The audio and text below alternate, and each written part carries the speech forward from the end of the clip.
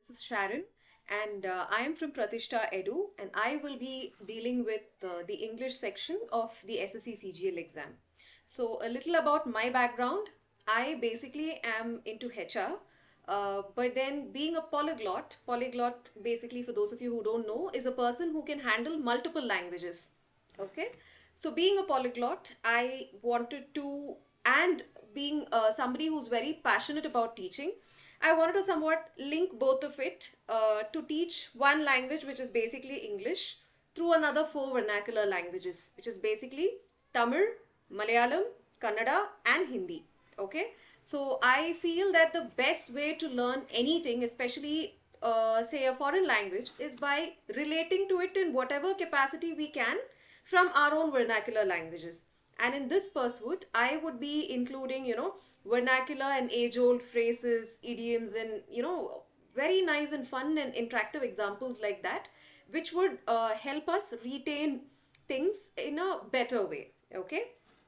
So, Pratishtha Edu is located in the cosmopolitan city of Bangalore, in a very cosmopolitan culture, and so that is again the reason why we wanted to cater to students across India by offering at least the English language in multiple languages.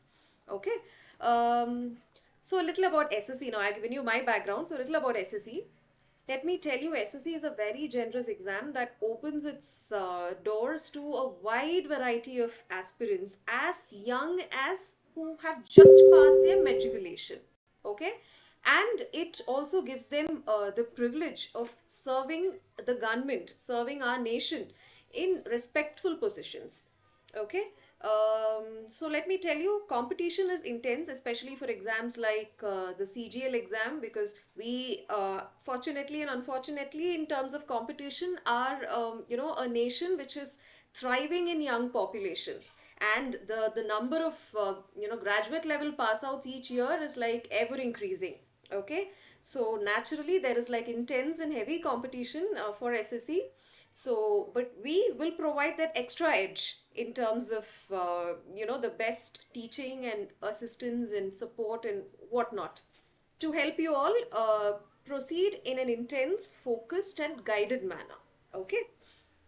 So before we begin, the class formally, I would just like to begin with a wonderful quote, which basically says that success from failure uh, and discouragement are two of the surest stepping stones to success. Okay, so of course, because there would be a lot of you who are facing a lot of disappointments in life, who have decided to sit for this exam due to maybe the work pressure and layoffs in the corporate sector, who are looking for this, to serve the nation, to widen your purpose in life, to make it meaningful, to contribute to our nation for a social cause, a genuine cause, and things like that. So whatever you are facing right now, trust me, they will definitely take you to success, provided you channelize. Consistency is always the key. We are here to give you the guidance and make sure that we keep you motivated to achieve your goal. Okay, so now without delay, I will just run you through my subject, which is basically how it happens. Cool. Okay, so this is us. Cool. CGL stands for the combined graduate level, meaning graduation is the basic, educational eligibility to sit for these exams. Okay. So the English syllabus, coming to the English syllabus. So the entire English section of SSC CGL rests on three pillars. Okay. The first one is vocabulary. The second one is grammar. And the third one, reading comprehension. As you can see the slide that I've just displayed. Okay. Vocabulary, what exactly is vocabulary? It is, the depth in which we know a certain language. How the command we have over a language. Okay. How many words are we able to identify, make meaning out of? Okay. That is what vocabulary is. Grammar, basically, they are certain rules. Basically, what is grammar? There are certain rules in speaking a language. Got it? There are different ways of addressing people. There are different words that you should use in order to connect few sentences. There are different tenses in grammar. So that is what their basic rules to make sure that you speak a language flawlessly. Okay.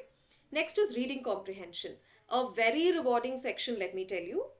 Reading comprehension is basically wherein, see, there are types of questions asked us. One is paragraph from a passage you read, and then there would be about 5 questions which runs from the passage. So if you've understood the passage well, if you've grasped the essence of the passage, you will be able to you will be able to answer those questions.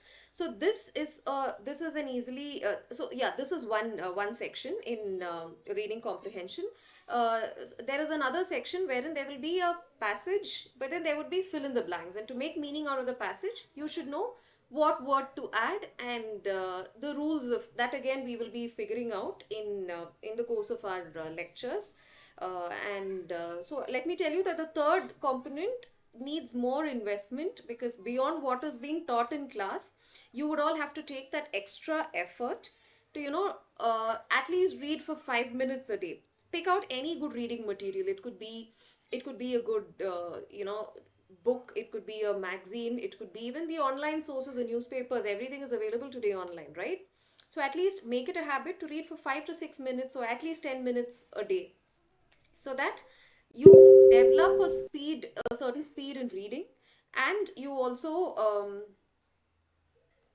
yeah you also are quick to understand and grasp the essence of a passage. There is also something known as skim reading, but that is for people who are ardent readers. Okay, the minute they'll just take about, say, 1 or 2 minutes to skim 2-3 pages, and by then it's not like they're reading word by word, but just they'll know the key words, what to read, what not to read, and that way they will sort of gauge what the passage is trying to tell.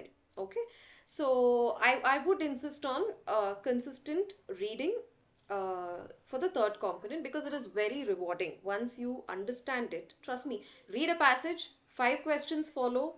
If you get the passage right, you get the 5 questions right, and that is like what you get, what, two marks for a question. So 10 marks is easily in your kitty.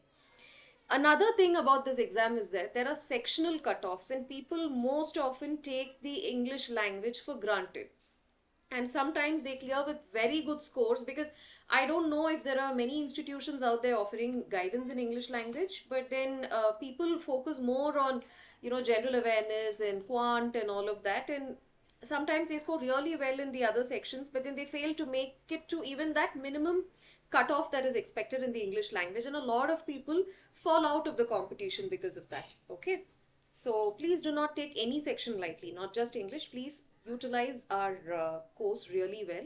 Everybody is doing a good job, be it quant, be it general awareness, whoever.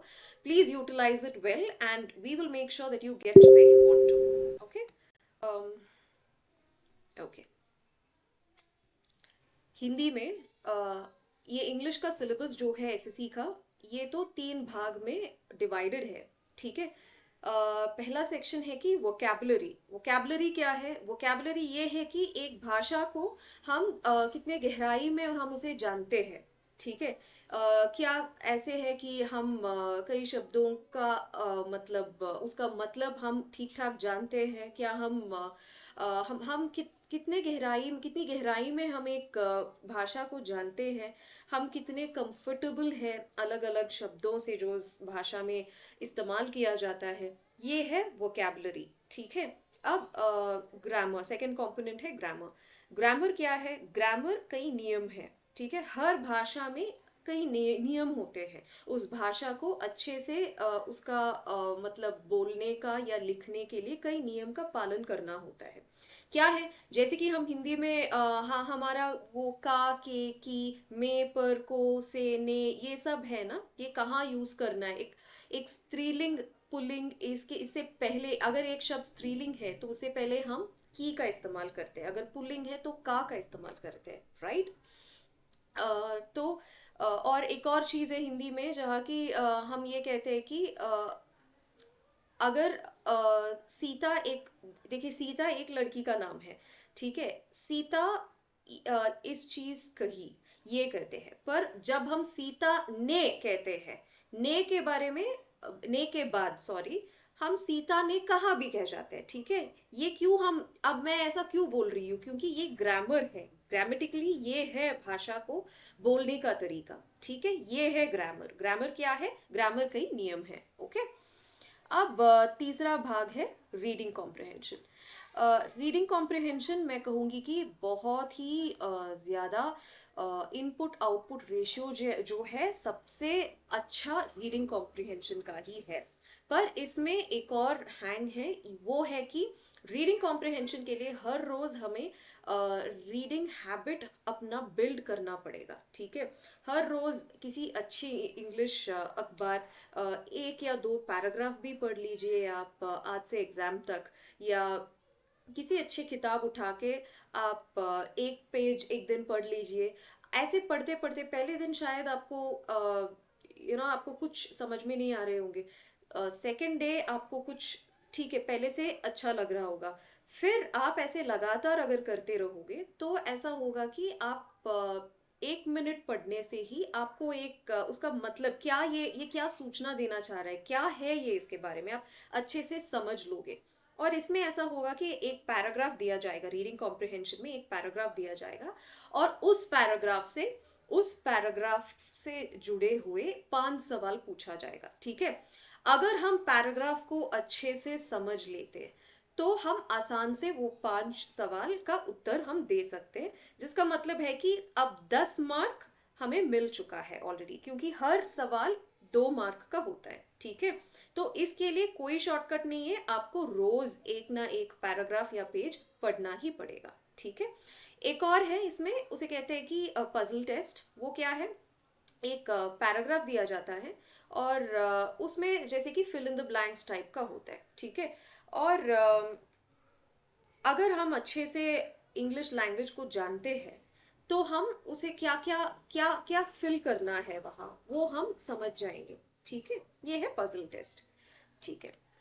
ಕನ್ನಡದಲ್ಲಿ English syllabus SSC CGL ಇರೋ English syllabus 3 ಭಾಗಗಳಾಗಿ divide ಆಗಿದೆ. ಅದರಲ್ಲಿ ಮೊದಲನೇ ಭಾಗ ಅಂದ್ರೆ vocabulary. Vocabulary ಅಂದ್ರೆ ಏನು? ಒಂದು ಭಾಷೆನ ನಾವು ಯಾವ ಮಟ್ಟಕ್ಕೆ ತಿಳ್ಕೊಂಡಿದ್ದೀವಿ, ಎಷ್ಟು ಆಳವಾಗಿ ಅದನ್ನ ನಾವು ತಿಳ್ಕೊಂಡಿದ್ದೀವಿ, ಅದೇ ವೊಕ್ಯಾಬುಲರಿ. ಅಂದ್ರೆ ಸ್ಪಷ್ಟತೆ. ಈಗ ನಾನು ಕನ್ನಡ ಮಾತಾಡ್ಬೇಕಿದ್ರೆ ಎಷ್ಟೋ ಪದಗಳ ಅರ್ಥ ನನಗೆ ತುಂಬಾ ಗೊತ್ತಿದ್ರೆ ಅದರ ಅರ್ಥ ನನಗೆ ಕನ್ನಡದಲ್ಲಿ ನನ್ನ ವೊಕ್ಯಾಬುಲರಿ ಲೆವೆಲ್ ಚೆನ್ನಾಗಿದೆ ಅಂತ, ಆಯ್ತಾ. Next grammar. ಗ್ರಾಮರ್ ಅಂದ್ರೆ ಏನು? ಗ್ರಾಮರ್ ಅಂದ್ರೆ ಕೆಲವು ರೂಲ್ಸ್, ಅದು ಕೆಲವು ನಿಯಮಗಳು. ಪ್ರತಿಯೊಂದು ಭಾಷೆನಲ್ಲೂ ಕೆಲವು ನಿಯಮಗಳಿರುತ್ತೆ ಅಲ್ಲ. ಕನ್ನಡದಲ್ಲಿ ಈಗ ನಾವು ಒಬ್ರಿಗೆ ತುಂಬಾ ಗೌರವ ಕೊಟ್ಟು ಮಾತಾಡ್ಬೇಕಿದ್ರೆ ನೀನು, ಅವಳು, ಅವನು ಅಂತ ನಾವು ಮಾತಾಡಲ್ಲ, ಓಕೆ. ಅವರು, ತಾವು, ನಾವು ಆ ಥರ ಮಾತಾಡ್ತೀವಿ. ಯಾಕೆ ಆ ಥರ ಮಾತಾಡ್ತೀವಿ? ಅದು ಪ್ರತಿಯೊಂದು ಭಾಷೆನಲ್ಲೂ ಇರೋ ಕೆಲವು ನಿಯಮಗಳು, ಅದನ್ನ ಪಾಲನೆ ಮಾಡಿಕೊಂಡು ಮಾತಾಡಿದ್ರೆ ಭಾಷೆ ಕರೆಕ್ಟಾಗಿರುತ್ತೆ, ಸರಿನಾ? ಸೊ ಅದೇ ಗ್ರಾಮರ್. ಈಗ ಮೂರನೇ ವಿಭಾಗ ರೀಡಿಂಗ್ ಕಾಂಪ್ರಿಹೆನ್ಷನ್. ರೀಡಿಂಗ್ ಕಾಂಪ್ರಿಹೆನ್ಷನ್ ಏನು? ರೀಡಿಂಗ್ ಕಾಂಪ್ರಿಹೆನ್ಷನ್ ಅಂದ್ರೆ ಮಾಮೂಲಿ ಹೆಂಗೆ ಪ್ರಶ್ನೆ ಕೇಳ್ತಾರೆ ಅಂದ್ರೆ SSC CGL ನಲ್ಲಿ ರೀಡಿಂಗ್ ಕಾಂಪ್ರಿಹೆನ್ಷನ್ ಅಲ್ಲಿ ಈಗ ಒಂದು ಪ್ಯಾರಾಗ್ರಾಫ್ ಕೊಟ್ಟಿರ್ತಾರೆ ನಿಮ್ಗೆ, ಸರಿನಾ? ಆ ಪ್ಯಾರಾಗ್ರಾಫ್ ಓದ್ಬಿಟ್ಟು ಆ ಪ್ಯಾರಾಗ್ರಾಫ್ ಮೇಲೆ ಒಂದು 5 ಪ್ರಶ್ನೆ ಮಾಡಿರ್ತಾರೆ. ಆ 5 ಪ್ರಶ್ನೆಗೂ ನಾವು ಉತ್ತರ ಕೊಟ್ಟಿದ್ರೆ 5, 6 ಎಷ್ಟು ಬೇಕಾದ್ರೂ ಕೇಳ್ಬೋದು. 5 ಪ್ರಶ್ನೆಗೆ ನಾವು ಚೆನ್ನಾಗಿ ಉತ್ತರ ಕೊಟ್ರೆ ಪ್ರತಿಯೊಂದು ಪ್ರಶ್ನೆಗೂ 2 ಮಾರ್ಕ್ ಸಿಗುತ್ತೆ. ಹಾಗಾಗಿ 10 ಮಾರ್ಕ್ ನಮಗೆ ಸುಲಭವಾಗಿ ಬರೀ ಒಂದು ಪ್ಯಾಸೇಜ್ ಓದಿ ಸಿಗ್ಬೋದು. ಆದ್ರೆ ಆ ಪ್ಯಾಸೇಜ್ನ ಅರ್ಥ ಮಾಡ್ಕೊಳ್ಳೋ ರೀತಿಗೆ ನಾವು ಹೆಂಗ್ ಬೆಳ್ಕೊಂಬರೋದು? ಅದಕ್ಕೆ ದಿನ ಅಟ್ಲೀಸ್ಟ್ ಒಂದು ಪೇಜ್ ಅಥವಾ ಒಂದು ಪ್ಯಾರಾಗ್ರಾಫ್ ಆದ್ರೂ ದಿನ ಓದ್ಕೊಳ್ಳೋ ಒಂದು ಅಭ್ಯಾಸ ಬೆಳೆಸ್ಕೊಂಡ್ ಬರ್ಬೇಕು ಇವಾಗಿಂದಾನೆ. ನಾವು ದಿನ ಓದ್ತಾ ಮೊದಲನೇ ದಿನ ನಿಮ್ಗೆ ಏನು ಅರ್ಥ ಆಗ್ತಿಲ್ಲ ಅಂತ ಅನ್ಸುತ್ತೆ, ಹಂಗೆ ಎಷ್ಟೋ ಜನ ಬಿಟ್ಬಿಡ್ತಾರೆ. ಬಟ್ ಅದನ್ನ ಅಲ್ಲಿ ನಿಲ್ಸದೆ ದಿನ ಓದ್ತಾ ಇರ್ಬೇಕು, ಒಂದೊಂದು ಪ್ಯಾರಾಗ್ರಾಫ್ ದಿನ ಓದ್ತಾ ಇರ್ಬೇಕು, ಸರಿನಾ? ಫಸ್ಟ್ ತುಂಬಾ ಬೇಸಿಕ್ ಆರ್ಟಿಕಲ್ಸ್ನ ನೀವು ಎತ್ಕೊಳ್ಳಿ. ಆಮೇಲೆ ಸ್ವಲ್ಪ ಸ್ವಲ್ಪ ನೀವು ಓದ್ತಾ ನಿಮ್ಗೆ ಗೊತ್ತಾಗುತ್ತೆ, ನೀವು ಓದೋ ಟೈಮು ಕಡಿಮೆ ಆಗುತ್ತೆ. ನಿಮ್ಗೆ ಸ್ವಲ್ಪ ಓದಿದ್ರೇನೆ ಸ್ವಲ್ಪ ಜಾಸ್ತಿ ಅರ್ಥ ಆಗ್ತಿದೆ ಆ ಪ್ಯಾಸೇಜ್ ಮೇಲೆ, ಆಯ್ತಾ? ಆ ಥರ ಮಾಡ್ತಾ ಬಂದ್ರೆ ನಿಮ್ಗೆ ರೀಡಿಂಗ್ ಕಾಂಪ್ರಿಹೆನ್ಷನ್ ಅಲ್ಲಿ ತುಂಬಾ ಸುಲಭವಾಗಿ ಇದು ಸ್ಕೋರ್ ಮಾಡಕ್ ಆಗೋಂತ ಒಂದು ಸೆಕ್ಷನ್ ಇದು. ಅದಕ್ಕೆ ಇವತ್ತಿಂದ ದಿನ ಒಂದು 10-15 ನಿಮಿಷ ಓದಿದ್ರು ಸಾಕು. ಅಟ್ಲೀಸ್ಟ್ ಒಂದು 10 ನಿಮಿಷ 10 ಮಾರ್ಕಿನ ಒಂದು ಅಡ್ವಾಂಟೇಜ್ ನಿಮಗಿರುತ್ತೆ. ಏನಿಲ್ಲ ಅಂದ್ರೆ ಅಟ್ಲೀಸ್ಟ್ ಸೆಕ್ಷನಲ್ ಕಟ್ ಆಫ್ ನಿಮ್ದು ಕ್ಲಿಯರ್ ಆಗುತ್ತೆ, ಸರಿನಾ? ಇದರಲ್ಲಿ ಇನ್ನೊಂದು ಕಾಂಪೊನೆಂಟ್ ಅಂದ್ರೆ ರೀಡಿಂಗ್ ಕಾಂಪ್ರಿಹೆನ್ಷನ್ ಅಲ್ಲಿ ಪಜಲ್ ಟೆಸ್ಟ್ ಅಂತ ಒಂದು ಕೇಳ್ತಾರೆ. ಅದೇನು? ಒಂದು ಪ್ಯಾರಾಗ್ರಾಫೇ, ಬಟ್ ಅಲ್ಲಿ ಇಲ್ಲಿ ಬ್ಲಾಂಕ್ ಸ್ಪೇಸ್ ಬಿಟ್ಟಿರ್ತಾರೆ. ಅದನ್ನು ನಾವು ಫಿಲ್ ಮಾಡ್ಕೋಬೇಕು. ಬಟ್ ಅದು ನಾವು ಹೇಗೆ ಫಿಲ್ ಮಾಡೋದು, ಅದಕ್ಕೆ ಭಾಷೆ ಕರೆಕ್ಟಾಗಿ ನಮ್ಗೆ ಗೊತ್ತಿರಬೇಕು ಅಲ್ವಾ. ಸೊ ಅದರಿಂದಾನೇ ನಾವು ನಮ್ಮ ಕಡೆಯಿಂದ ಆಗಿರೋ ಪ್ರಯತ್ನ ನಿಮ್ಗೆ ಎಷ್ಟು ಬೇಕೋ ನಾವು ಮಾಡ್ತೀವಿ. ಬಟ್ ನೀವು ನಿಮ್ಮ ಕಡೆಯಿಂದನೂ ಕ್ಲಾಸಸ್ ಒಂದೇ ಸಾಲಲ್ಲ, ನೀವು ಸ್ವಲ್ಪ ಹೋಮ್ವರ್ಕ್ ನೀವು ಮಾಡ್ಕೋಬೇಕು. ஓகே. தமிழில் இங்கிலீஷ் சிலபஸ் எஸ்எஸ்சி சிஜிஎல்ல வந்து இங்கிலீஷ் சிலபஸ் 3 பாகங்களாக செப்பரேட் ஆயிருக்கு. ஓகே, இது த்ரீ பில்லர்ஸ்னு சொல்லிக்கலாம். சரியா? இதில் வந்து ஃபர்ஸ்ட் காம்பனண்ட் என்னன்னா ஒகேபுலரி. ஒகேபுலரினா என்ன? ஒகேபுலரினா ஒரு பாஷையை நம்ம எவ்வளோ ஆழமாக நம்ம புரிஞ்சிருக்கோமோ. சரி, இப்போ நான் தமிழ் பேசுகிறேன், என்னோட தமிழில் இப்போ நான் நிறைய வேர்ட்ஸோட அர்த்தம் எனக்கு தெரிஞ்சதுன்னா அதோட அர்த்தம் எனக்கு தமிழ் ஒகேபுலரி நல்லா இருக்குன்னு. சரியா? இப்போ எவ்வளோ எவ்வளோ வேர்ட்ஸ் இருக்குது தமிழில், ஆனால் எல்லாத்துக்கும் ஒரே மீனிங் தான் இருக்கும். ஸோ எத்தனை கேட்டாலும் நம்மளுக்கு இது தெரியும், சரி இது தெரியும், இது ரெண்டும் ஒரே மீனிங் தான், அப்படியும் சொல்லலாம் இப்படியும் சொல்லலாம். அப்படி நம்ம எவ்வளோ தமிழை ஆழமாக தெரிஞ்சிருக்கோமோ அந்த அளவுக்கு நம்ம ஒகேபுலரி நல்லா இருக்குன்னு அர்த்தம். ஓகே. ரெண்டாவது காம்பனண்ட் வந்துட்டு கிராமர். கிராமர் என்னது? கிராமர்னா அது ஒரு சில ரூல்ஸ். ஒரு பாஷை பேசுறதுக்கும் சில சில நியமங்கள் இருக்குது, சில ரூல்ஸ், சில சட்டங்கள் இருக்குது. ஓகே. அது இப்போ நம்ம தமிழில் கிராமர்னா என்ன ரூல்ஸ்ன்னு சொல்லுவோம். இப்போ தமிழில் எப்படின்னா, ஒருத்தருக்கு மரியாதை கொடுத்து பேசுனா நம்ம அவன் இவன்னு பேச மாட்டோம். அவங்க, நீங்கள், வாங்க, போங்க, இப்படி தான் பேசுகிறோம். ஓகே. ஸோ அதுதான் ரூல்ஸ். ஓகே, அதுதான் கிராமர். கிராமர் ஒரு பாஷையை நம்ம மிஸ்டேக் இல்லாமல் பேச, அதை பயன்படுத்திக்க கிராமர் வந்து நம்மளை கைடு பண்ணும். அதுதான் கிராமர். ஓகே. மூன்றாவது ரீடிங் காம்ப்ரிஹென்ஷன். ரீடிங் காம்ப்ரிஹென்ஷன் உண்மை சொல்லணும்னா இது ரொம்ப ஸ்கோரிங்கான ஒரு ஏரியா. சரியா? இதில் வந்து ஒரு பேராகிராஃப் கொடுத்துருப்பாங்க, அந்த பேராகிராஃப் சம்மந்தமாக ஒரு 5 கொஸ்டின் கொடுத்துருப்பாங்க. இப்போது இந்த பேராகிராஃபை படித்து அந்த 5 கொஸ்டினுக்கு ஆன்சர் பண்ணுற மாதிரி. ஆனால் அது அவ்வளோ சுலபம் இல்லை, சொல்கிற அளவுக்கு சுலபம் இல்லை. அதோட ஆன்சர் தெரியணும்னா பேராகிராஃபை முதல்ல நம்ம நல்லா புரிஞ்சிருக்கணும். பேராகிராஃப் என்ன கேட்குது, என்ன சொல்ல விரும்புகிறாங்க பேராகிராஃபில், அது தெரியணும்னா நீங்கள் டெய்லி அட்லீஸ்ட் ஒரு பேஜ், ஒரு நியூஸ் பேப்பரில் ஒரு பேராகிராஃப் இல்லை நல்ல ஒரு புக்கோட ஒரு பேஜ் டெய்லி நீங்கள் படிக்க வேண்டியதாக இருக்கும். சரியா? இப்படி டெய்லி நீங்கள் படிச்சுட்டே வந்தீங்கன்னா உங்களுக்கு கொஞ்சம் ஜஸ்ட் ஒரு வாட்டி படித்தா கூட உங்களுக்கு புரிஞ்சிடும்.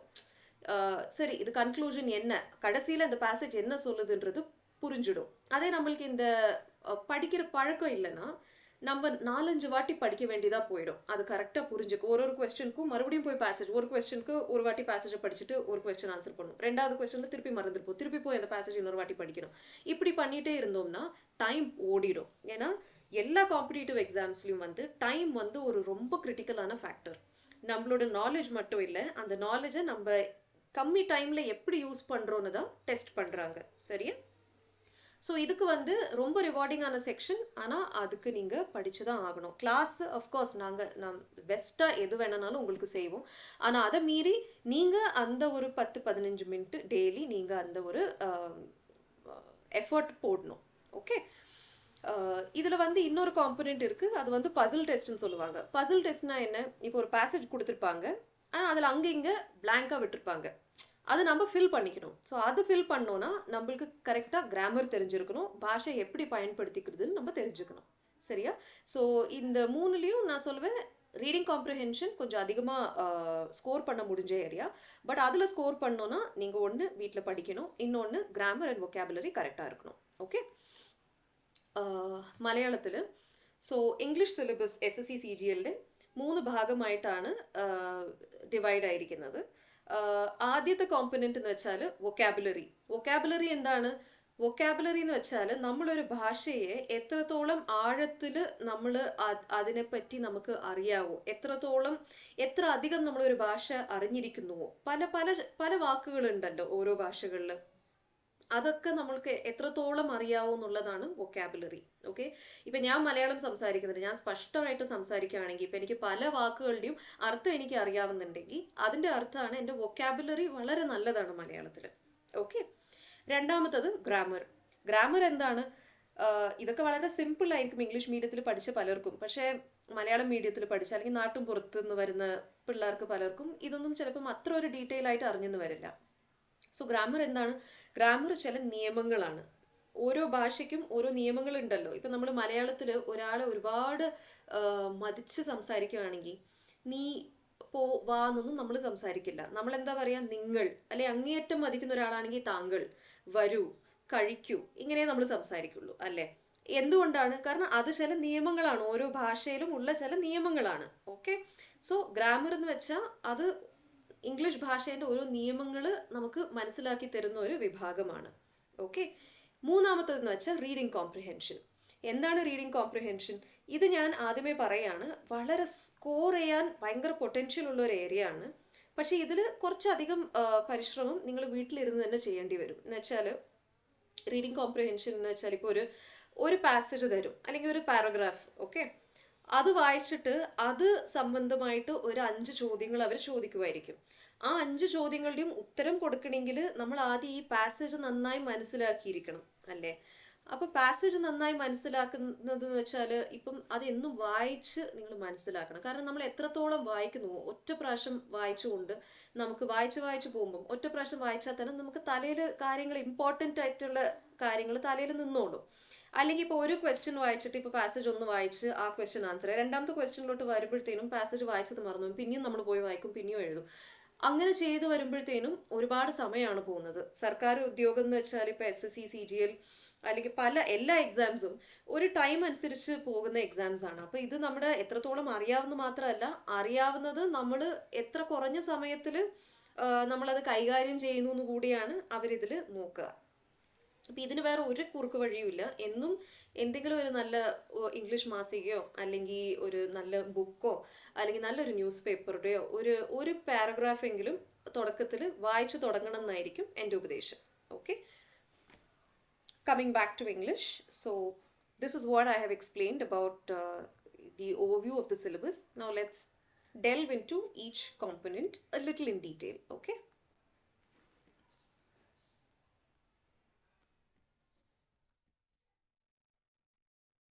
yeah, so vocabulary. Let me take you through what exactly is the demand of vocabulary. So yeah, one word substitution. Okay, so there would be 2 questions asked on it, which basically means if you get it right, if you work, if you put in a bit of effort, 4 marks are easily in your kitty. Okay,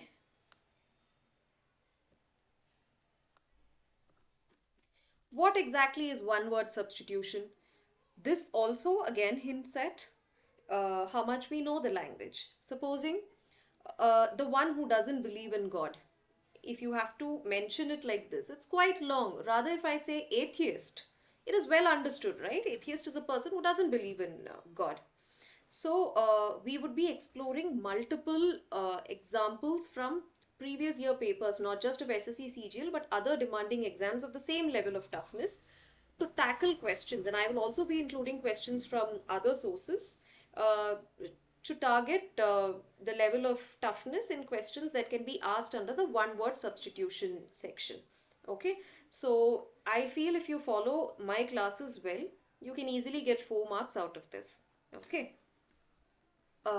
Hindi में one word substitution क्या है? One word substitution वो ये है कि example बताया जाए तो जो भगवान या ऐसे परमात्मा में भरोसा नहीं रखते हैं, क्या कहते हैं उन्हें? नास्तिक।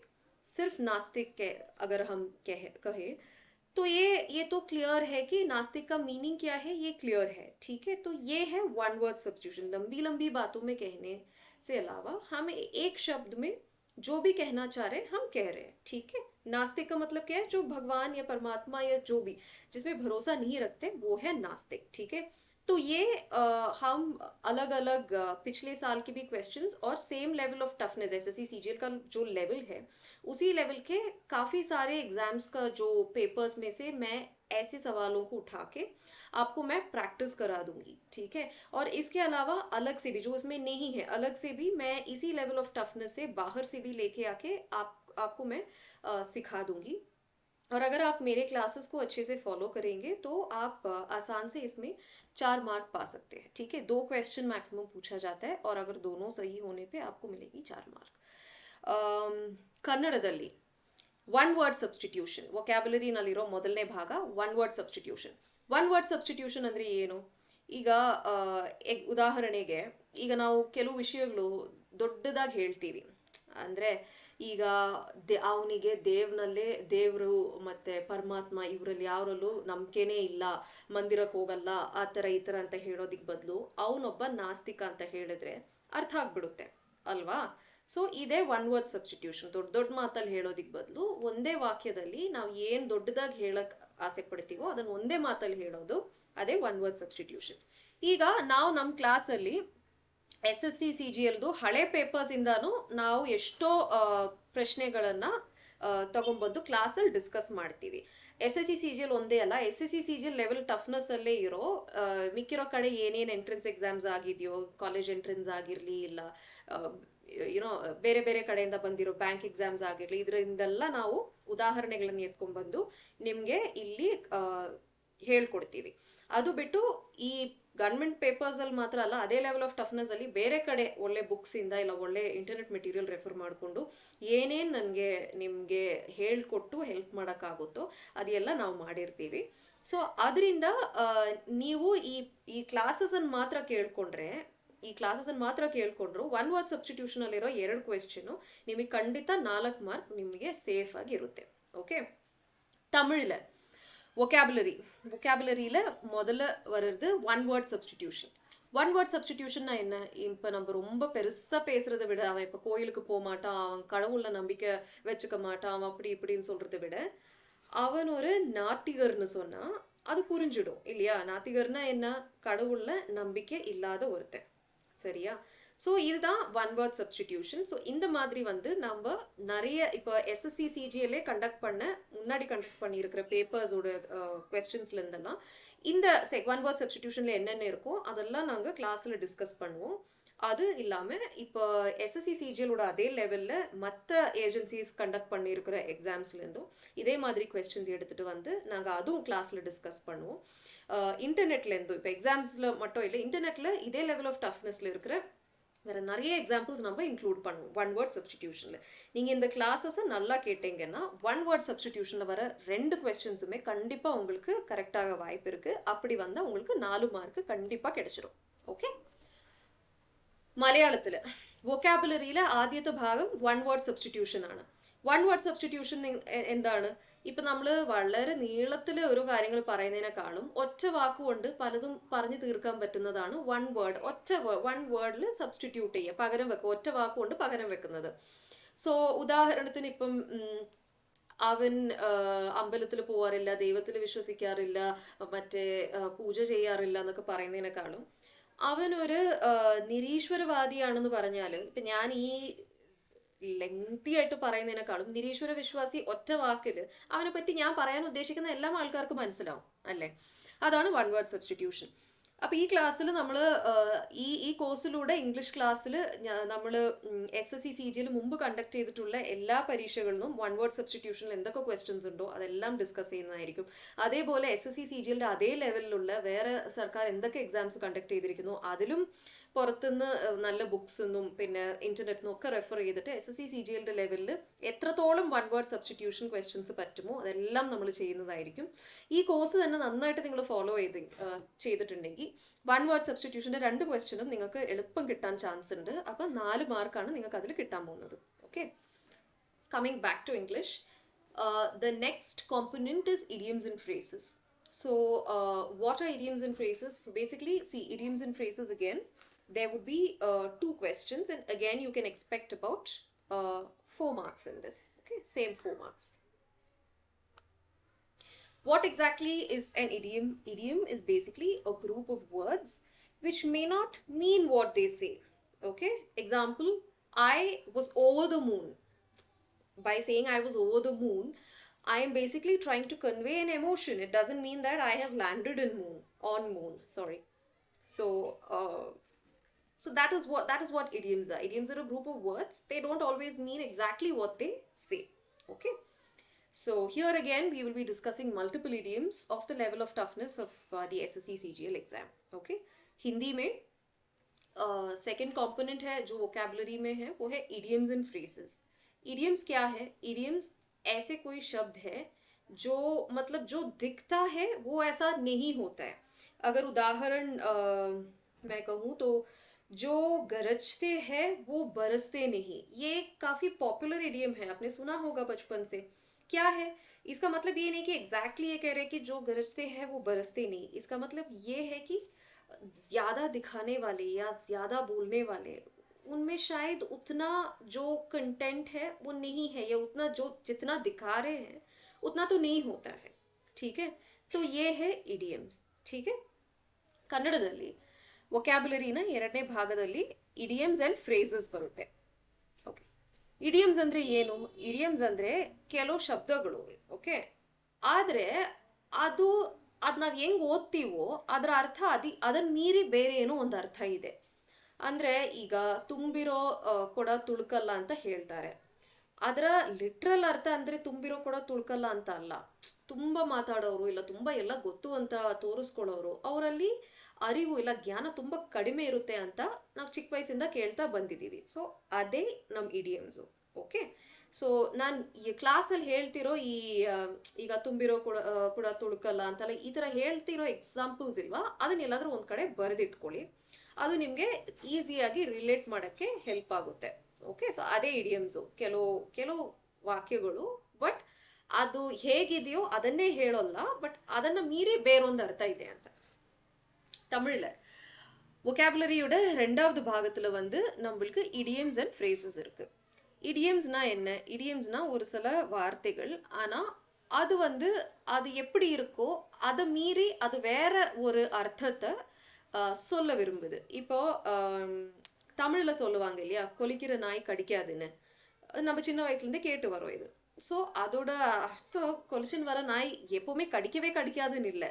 ஆனா இப்ப ரொம்ப தெரியும்னு காமிச்சுக்கிறவங்க இல்ல, ரொம்ப பணக்கார மாதிரி வாழுறவங்க, அவங்கள காமிக்கிற அளவுக்கு எதுவுமே இருக்காதுன்னு நிறைய பேர் சொல்லுவாங்க. ஸோ இடியம்ஸ்னா இதுதான். சில வார்த்தைகள் எழுதி வச்சிருக்கோம், ஆனா அதையும் மீறி அதுக்கு ஒரு அர்த்தம் இருக்கும். அது என்ன எழுதி வச்சிருக்கோ அப்படியே நம்ம ஒன்றும் அது அர்த்தமா எடுத்துக்க வேண்டாம்.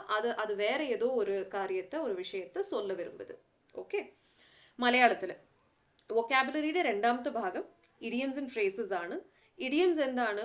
ഇഡിയംസ് എന്ന് വെച്ചാൽ ചില വാക്കുകൾ, ഓക്കെ, പക്ഷെ അത് ആ വാക്കുകൾ പറയുന്നതിനപ്പുറം ഒരു അർത്ഥമുണ്ട്. അത് കുരയ്ക്കുന്ന പട്ടി, ഉദാഹരണത്തിന് കുരയ്ക്കുന്ന പട്ടി കടിക്കില്ല എന്ന് പറയും. എന്ന് വെച്ചാൽ കുരച്ചുകൊണ്ട് വരുന്ന പട്ടി ഒരിക്കലും കടിക്കില്ല എന്നല്ല നമ്മൾ പറയുന്നത്. പക്ഷെ ഇപ്പം അതിന്റെ അർത്ഥം എന്താണ്?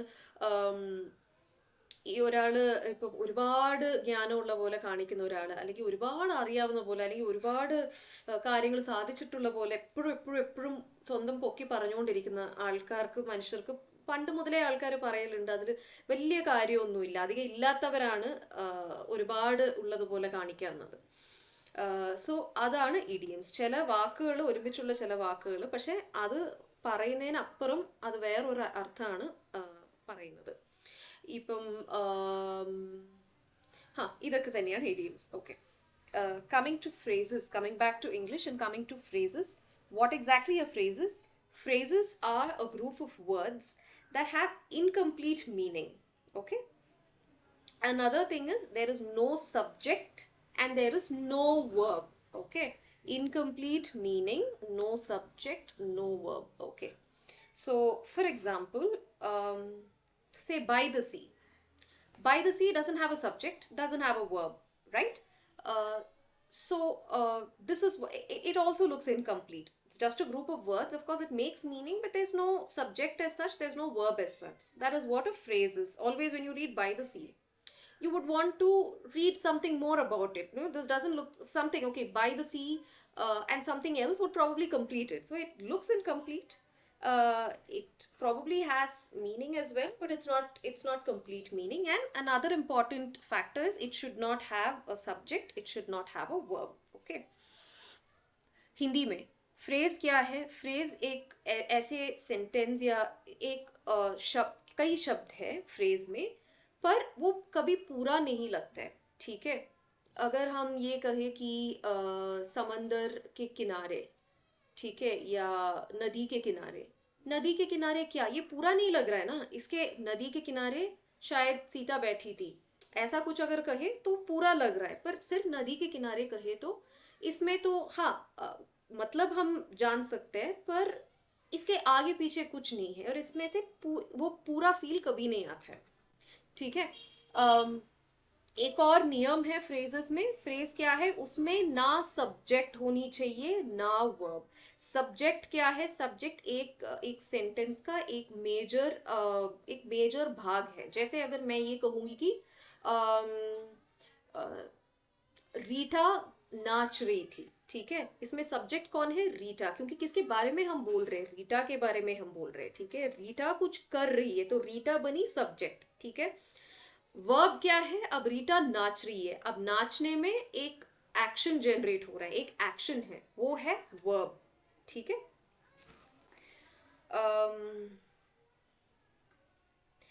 ठीक है, तो एक फ्रेज में ना सब्जेक्ट होनी चाहिए ना वर्ब और इनकम्प्लीट दिखनी चाहिए, तभी तो वो फ्रेज है। ठीक है। ಕನ್ನಡದಲ್ಲಿ ಫ್ರೇಸ್ ಅಂದ್ರೆ ಏನು, ಫ್ರೇಸ್ ಅಂದ್ರೆ ಕೆಲವು ಶಬ್ದಗಳು, ಕೆಲವು ಪದಗಳು, ಕೆಲವು ಶಬ್ದಗಳು, ಬಟ್ ಅದು ಕೆಲವು ವರ್ಡ್ಸು ಒಂಥರ ಪೂರ್ತಿ ಆಗಿರೋ ತರ ಕಾಣಿಸಲ್ಲ. ಈಗ ಆ, ಆ, ಸಮುದ್ರದ ಇಲ್ಲ ನದಿ ಕೆರೆಯಲ್ಲಿ, ಸರಿನಾ, ನದಿ ಕೆರೆಯಲ್ಲಿ ಅಂತ ನಾವು ಹೇಳ್ತೀವಿ, ಬಟ್ ನದಿ ಕೆರೆಯಲ್ಲಿ ಹಿಂದು ಮುಂದು ಏನೂ ಇಲ್ಲ. ಸೊ ಅದೊಂದು ಪೂರ್ತಿ ಆಗಿರೋ ತರ ನಮ್ಗೆ ಅನ್ಸಲ್ಲ ಅಲ್ವಾ. ಅಂಡ್ ಇನ್ನೊಂದು ವಿಷಯ ಅಂದ್ರೆ ಫ್ರೇಸ್ ಅಲ್ಲಿ ಸಬ್ಜೆಕ್ಟು ಇರಬಾರ್ದು ವರ್ಬು ಇರಬಾರ್ದು. ಸಬ್ಜೆಕ್ಟ್ ಅಂದ್ರೆ ಏನು, ಸಬ್ಜೆಕ್ಟ್ ಅಂದ್ರೆ ಈಗ ನಾವು ಯಾರ ಬಗ್ಗೆ ಮಾತಾಡ್ತಿದೀವೋ, ಈಗ ಒಂದು ಪದ ಹೇಳ್ಬೇಕಿದ್ರೆ, ಒಂದು ಲೈನ್ ಹೇಳ್ಬೇಕಿದ್ರೆ ಅದರಲ್ಲಿ ಒಂದು ವ್ಯಕ್ತಿ ಅಥವಾ ಒಂದು ವಸ್ತುಗೆ ಒಂದು ಅಟೆನ್ಷನ್ ಇರುತ್ತೆ ಅಲ್ಲಿ. ಈಗ ಆ ಲೋಹಿತ್ ಓದ್ತಾ ಇದ್ದಾನೆ ಅಂತ ಹೇಳಿದ್ರೆ ಸಬ್ಜೆಕ್ಟ್ ಬಂದ್ಬಿಟ್ಟು ಲೋಹಿತ್. ಸಬ್ಜೆಕ್ಟ್ ಯಾಕೆ ಲೋಹಿತ್ ಆಗ್ತೀನಿ, ಯಾಕಂದ್ರೆ ನಾ ಆ ಪೂರ್ತಿ ಸೆಂಟೆನ್ಸ್ ಬಂದ್ಬಿಟ್ಟು ಲೋಹಿತ್ ಮೇಲೆ ಫೋಕಸ್ ಆಗಿರೋದು. ಲೋಹಿತ್ ಏನ್ ಮಾಡ್ತಿದ್ದಾನೆ, ಓದ್ತಾ ಇದ್ದಾನೆ, ಓದೋದು ಅದ್ರಲ್ಲೊಂದು ಆಕ್ಷನ್ ಇದೆ, ಅದು ವರ್ಬ್. ಗೊತ್ತಾಯ್ತಾ. ಸಬ್ಜೆಕ್ಟು ವರ್ಬ್ ಎರಡು ಫ್ರೇಸ್ ಅಲ್ಲಿ ಇರಬಾರ್ದು. ಅಂಡ್ ಫ್ರೇಸ್ ಇನ್ನೊಂದಂದ್ರೆ ಪೂರ್ತಿಯಾಗಿ ಕಾಣಿಸ್ಬಾರ್ದು, ಒಂದು ಕಂಪ್ಲೀಷನ್ ಇರಲ್ಲ ಫ್ರೇಸ್ ಅಲ್ಲಿ. ಅದಕ್ಕೆ ಇನ್ನು ಅದಕ್ಕೆ ಮುಂದೆ ಇನ್ನು ಏನಾದ್ರೂ ಒಂದು ಬರ್ಬೇಕಂತ ಇರುತ್ತೆ, ಸರಿನಾ. ಇದೇ ಫ್ರೇಸು, அது ಹಿಂದೆ ಮುಂದೆ ಏನಾದರೂ ಒಂದು ಬರ್ಬೇಕಂತಿರುತ್ತೆ. ஓகே. தமிழில் ஃப்ரேஸ்னா என்ன, ஃப்ரேஸ்னா ஒரு சில வார்த்தைகள், ஆனால் அது கம்ப்ளீட் ஆன மாதிரி நம்மளுக்கு தோணாது, சரியா. இப்போ கடல் தீரத்துல நம்ம சொல்லுவோம், ஆனா கடல் தீரத்துல என்ன, ஓகே அது அர்த்தம் நம்மளுக்கு புரியுது, ஆனா அதை சேர்த்து இன்னும் கடல் தீரத்துல நம்ம படுத்திருந்தோம், இல்ல நம்ம உட்கார்ந்துருந்தோம், இல்ல நம்ம விளையாடி இருந்தோம்னு சொன்னா அதுல ஒரு கம்ப்ளீஷன் இருக்கு. ஆனா இதுல அந்த கம்ப்ளீஷன் வர மாட்டேங்குது. ஓகே, அதுதான் ஃப்ரேஸ். ரெண்டாவது காம்பனன்ட்னா, ஒரு ஃப்ரேஸ்ல ஒரு சப்ஜெக்ட் இருக்கக்கூடாது, ஒரு வேர்ப் இருக்கக்கூடாது, சரியா. சப்ஜெக்ட்னா என்ன, ஒரு சென்டென்ஸ்ல நம்ம அந்த சென்டென்ஸ் யாரை பத்தி, ஒரு மனுஷனை பத்தியோ இல்ல ஒரு மிருகத்தை பத்தியோ இருந்தா, இப்போ நாய் ஓடிடுச்சுன்னு சொன்னா அந்த ஒரு சென்டென்ஸ்ல நாய் சப்ஜெக்ட், ஏன்னா நாயை பத்தி பேசுறோம், நாய்க்கு தான் அங்க முக்கியம், சரியா. ஓடுறதுன்னா வேர்ப், ஒரு ஆக்ஷன் வர்றது தான் வேர்ப். நாய் ஓடுறதுன்ற சப்ஜெக்ட் இருக்கு, வேர்ப் இருக்கு. ஸோ அது ஃப்ரேஸா வராது. ഓക്കെ. മലയാളത്തിൽ എന്താണ് ഫ്രേസ് എന്ന് വെച്ചാൽ ചില വാക്കുകൾ, പക്ഷേ അതിലൊരു ഒരു കംപ്ലീഷൻ, ഒരു പൂർത്തീകരണം ഉണ്ടാവില്ല. ഓക്കെ. ഇപ്പം എന്താ, കടൽ തീരത്ത് എന്ന് നമ്മൾ പറയും. കടൽ തീരത്ത് ഇപ്പം കടൽ തീരത്ത് അവര് പരിചയപ്പെട്ടു, അല്ലെങ്കിൽ കടൽ തീരത്ത് അവര് ഇരുന്ന് കളിച്ചു എന്ന് പറയുമ്പോൾ അതിലൊരു പൂർത്തിയായ ഒരു ഫീൽ ഉണ്ട്. പക്ഷെ വെറുതെ കടൽ തീരത്ത് എന്ന് പറഞ്ഞാൽ അതിന്റെ അർത്ഥം നിങ്ങൾക്ക് മനസ്സിലാവുമായിരിക്കും, പക്ഷെ അതിലൊരു കംപ്ലീഷൻ ഇല്ല, അല്ലേ. പിന്നെ രണ്ടാമത്തെ നിയമം എന്ന് വെച്ചാൽ ഒരു സബ്ജക്റ്റ് ഉണ്ടാവാൻ പാടില്ല, ഒരു വേർബ് ഉണ്ടാവാൻ പാടില്ല. സബ്ജക്റ്റ് എന്താണ്, സബ്ജക്റ്റ് എന്ന് വെച്ചാൽ ഒരു വ്യക്തിയോ അല്ലെങ്കിൽ ഒരു മൃഗമോ അതിനെപ്പറ്റി എന്തെങ്കിലും പറയുമ്പം, അല്ലെങ്കിൽ ഒരു ബുക്കാണെങ്കിലും അല്ലെങ്കിൽ ഒരു മഗ്ഗാണെങ്കിലും എന്തിനെ പറ്റി പറയുകയാണെങ്കിലും അതാണ് സബ്ജക്റ്റ്. ഇപ്പം പൂച്ച പാല് കുടിച്ചു എന്ന് പറയുന്നതിൽ പൂച്ചയെ പറ്റിയാണ് നമ്മൾ പറയുന്നത്, പൂച്ചയാണ് സബ്ജക്റ്റ്. കുടിച്ചു, ഓക്കെ, പൂച്ച അല്ലെങ്കിൽ ഓടി, പൂച്ച പാല് കുടിച്ചു അല്ലെങ്കിൽ പൂച്ച ഓടി എന്ന് പറയുമ്പം ഓട്ടം, കുടിക്കല്, കഴിക്കല്, ഇതിലൊക്കെ ഒരു ആക്ഷൻ വരുന്നില്ലേ. സോ ഇതാണ് വേർബ്. ഒരു ആക്ഷൻ ജനറേറ്റ് ചെയ്യുന്ന എന്താണോ അതാണ് വേർബ്. അപ്പം ഫ്രേസിൽ സബ്ജക്റ്റ് ഉണ്ടാവാൻ പാടില്ല, വേർബ് ഉണ്ടാവാൻ പാടില്ല. അതിലുപരി ഫ്രേസ് എന്താണ്, പൂർത്തിയായിട്ടുള്ളൊരു ഫീലിംഗ്, പൂർത്തീകരിച്ചൊരു ഫീലിംഗ് ഉണ്ടാവാൻ പാടില്ല. അതാണ് phrase. Okay. Coming back to English, third component of vocabulary, synonyms. What are synonyms? Synonyms are basically different words which probably have the same meaning. Okay. Supposing I say, okay, there would be difference between, say, pretty, graceful, beautiful, and all of that. But basically, they all hint at something that is visually appealing, right? Basically, in a very basic or broad sense, it hints at something that is visually appealing. So probably if they ask you a question, what is, close to, say, hardworking, there would be, probably there would be words like determined, lazy, and things like that. So are you able to choose something that sounds nearest to that? That is what is a test of synonyms. Synonyms, again, 2 questions could be expected, and you can expect about 4 marks from here. Okay. Hindi में क्या है synonyms? Synonyms ऐसे शब्द है जो कई शब्द होते हैं जिनका अर्थ एक ही होता है, ठीक है? जैसे कि खूबसूरत, सुंदर, ये सब इन सब शब्दों में मतलब उसका अर्थ लगभग एक जैसे ही है, ठीक है? वो है सिनोनिम्स. और इसमें भी 2 प्रश्न पूछा जाएगा और 4 मार्क आप इसमें आसान से ले सकते हैं, ठीक है? अब जैसे कि बताया जाए कि एक और उदाहरण दूं तो कष्ट अगर पूछा जाए, कष्ट, इसका सिनोनिम क्या है? आसान, संघर्ष, या और कुछ 2 किसी वर्ड अगर बताया जाए तो आप कौन सा चूज करेंगे? आप संघर्ष चूज करेंगे, राइट? तो वो है सिनोनिम. तो इसमें हम अगर भाषा को अच्छे से जानते हैं तो हम आसान से समझ सकते हैं कि अच्छा, कष्ट और संघर्ष में ज्यादा फर्क नहीं है, दोनों का लगभग एक ही मीनिंग है, तो ये हम समझ सकते हैं, ठीक है? तो अगर यहाँ भी हम एसएससी सीजीएल के लेवल में काफ़ी ज़्यादा सिनोनिम्स डिस्कस करेंगे और इस क्लासेस में से ही आपको दोनों क्वेश्चंस को टैकल कर पाएंगे आप, ठीक है? ಕನ್ನಡದಲ್ಲಿ 3ನೇ ವಿಭಾಗ ಸಿನೋನಿಮ್ಸ್. ಸಿನೋನಿಮ್ಸ್ ಅಂದರೆ ಏನು? ಸಿನೋನಿಮ್ಸ್ ಅಂದರೆ ಈಗ ಕೆಲವು ಪದಗಳಿರುತ್ತೆ, ಆದರೆ ಒಂದೇ ಅರ್ಥ ಇರುತ್ತೆ ಆ ಪದಗಳಿಗೆ, ಅಲ್ವಾ? ಈಗ ಅದು ನಾವು ಹೆಂಗ್ ಕಂಡುಹಿಡಿಬೋದು? ನಾವು ಎಷ್ಟು ಚೆನ್ನಾಗಿ ಭಾಷೆ ಅರ್ಥ ಮಾಡ್ಕೊಂಡಿದ್ದೀವೋ ಅದ್ರಲ್ಲಿ ನಮ್ಗೆ ಅರ್ಥ ಆಗುತ್ತೆ, ಈ 2 ಪದ ಅದಕ್ಕೊಂದೇ ಅರ್ಥ ಅಂತ. ಈಗ ಉದಾಹರಣೆಗೆ, ಈಗ ಕಷ್ಟ ಅಂತ ಹೇಳ್ತಾರೆ, ಕಷ್ಟ, ಪ್ರಯಾಸ ಅಂತ ಹೇಳಿದ್ರು ಅರ್ಥ ದೊಡ್ಡದಾಗಿ ಏನು ಚೇಂಜ್ ಆಗ್ತಿಲ್ಲಲ್ಲ, ಅದರ ಅರ್ಥ ಒಂದೇ ಇರೋದು. ಕ್ವೆಶ್ಚನ್ ಅಲ್ಲಿ ಈ ತರ ಕೊಡ್ಬೋದು, ಕಷ್ಟ, ಇದಕ್ಕೆ ಸಿನೋನಿಮ್ ಏನು ಅಂದ್ರೆ ಸುಖ, ಸುಲಭ, ಇಲ್ಲ ಪ್ರಯಾಸ ಅಂತ ಕೇಳ್ಬೋದು. ನಾವು ಪ್ರಯಾಸ ಅಂತ ಹೇಳ್ತೀವಿ, ರೈಟ್? ಅದ್ ನಾವು ಹೆಂಗೆ ಹೇಳ್ತಾ ಇದ್ದೀವಿ? ಯಾಕಂದ್ರೆ ನಾವು ಭಾಷೆ ಚೆನ್ನಾಗಿ ಅರ್ಥ ಮಾಡ್ಕೊಂಡಿದ್ದೀವಿ. ಸೊ ಕೆಲವು ಪ್ರಶ್ನೆಗಳು ನೋಡಿದ್ರು, ಕೆಲವು ಪದಗಳು ನೋಡಿದ್ರು ನಮ್ಗೆ ಅರ್ಥ ಆಗುತ್ತೆ, ಇದು ಒಂದೇ, ಇದು ಇಂಟರ್ಚೇಂಜಬಲ್ ಆಗಿ ಕೂಡ ನಾವು ಅದಕ್ಕೆ ಬದಲು ಇದು ಯೂಸ್ ಮಾಡ್ಕೋಬಹುದು ಅಂತ. ಓಕೆ, ಇದರಲ್ಲೂ 2 ಪ್ರಶ್ನೆ ಕೇಳ್ಬೋದು, 4 ಮಾರ್ಕ್. ಸೊ ನೀವು ಈ ಕ್ಲಾಸಸ್ನ ಕರೆಕ್ಟಾಗಿ ಫಾಲೋ ಮಾಡ್ಕೊಂಡ್ರೆ ಸಿನೋನಿಮ್ಸ್ ಪ್ರತಿ ಎಕ್ಸಾಮ್ಸ್ ಇಂದಾನು ಮತ್ತೆ ಬೇರೆ ಕಡೆಯಿಂದನೂ ನಾವು ಒಳ್ಳೆ ಸಿನೋನಿಮ್ಸ್ ತರ್ತೀವಿ.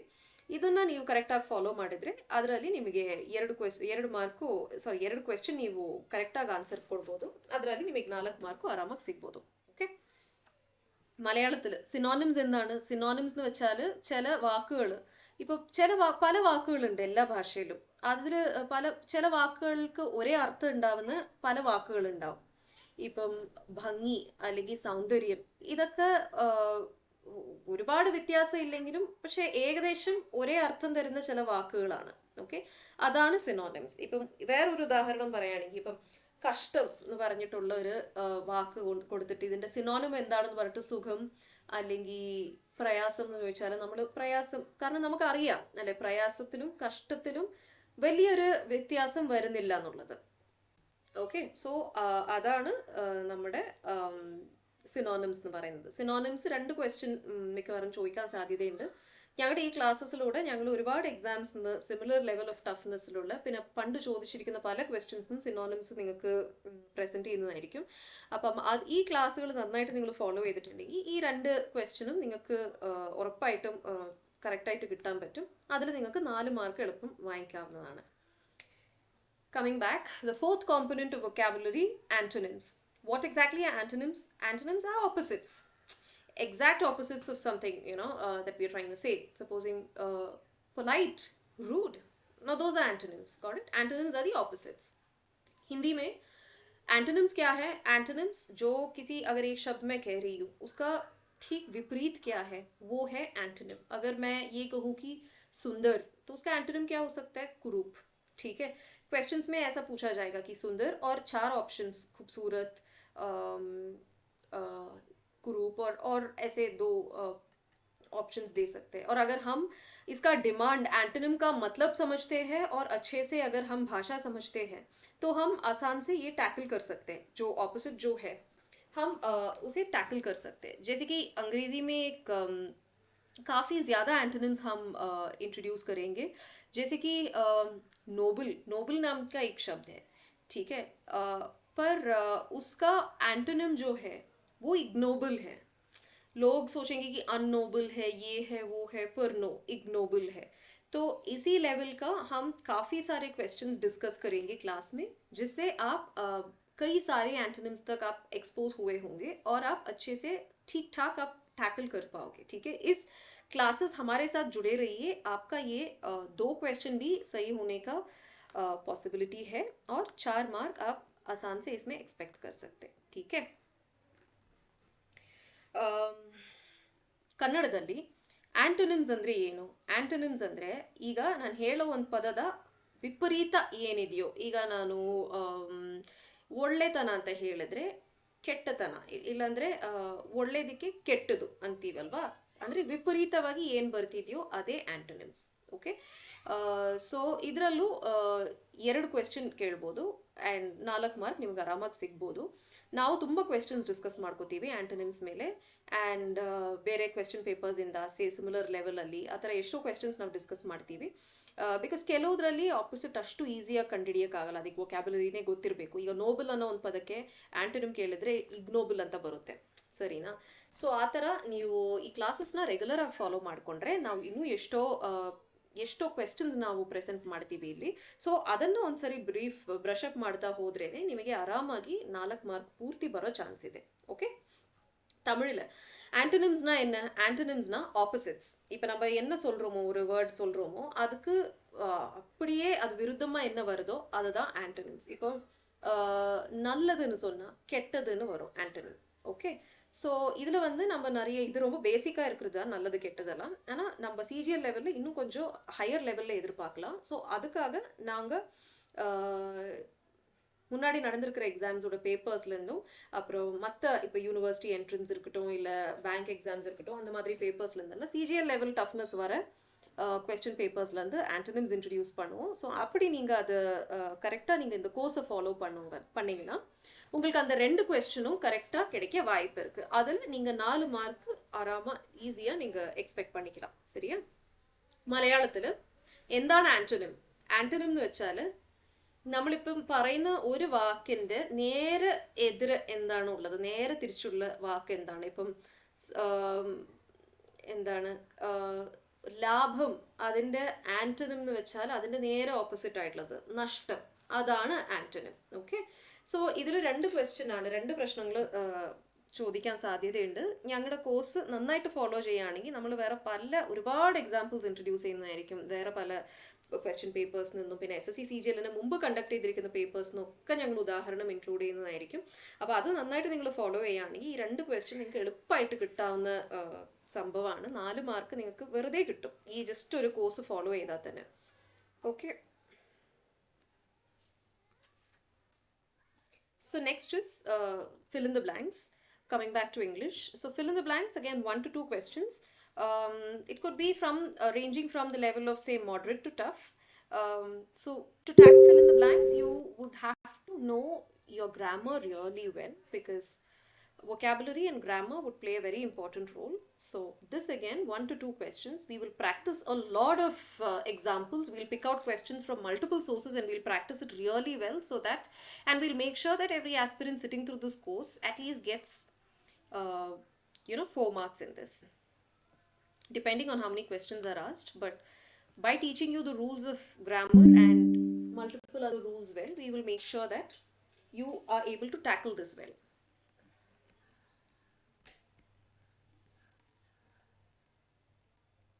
So fill in the blanks, I don't think I have to explain it in other languages, it is evident. Spelling mistakes. Okay. 1 to 2 questions. Now, this is a section wherein I personally have faced it, wherein sometimes I sit for an exam, back in my school days, and I used to be like, oh, I definitely know this, but then I would face confusion in very small things, like, say, tomorrow, what is right? Sorry, there is a mistake here. Let me quickly correct it.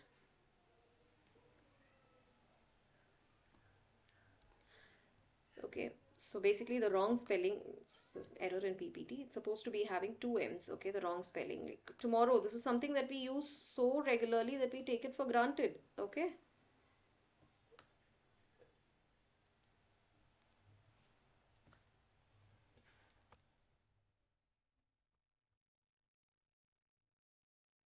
So there would be a couple of spellings given, and they'd be like choose the right spelling. But sometimes everything may appear right because we use it so frequently.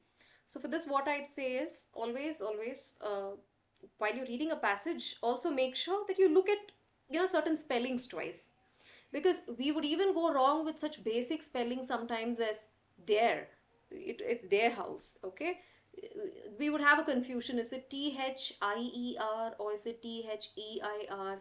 You know, so and another example is, say, definition. This was, I think, asked in the 2016 or 17 paper, if I'm not wrong. You can see it here. People get confused because they don't pronounce it right. Definition, this is the wrong spelling. Definition, this is the correct spelling.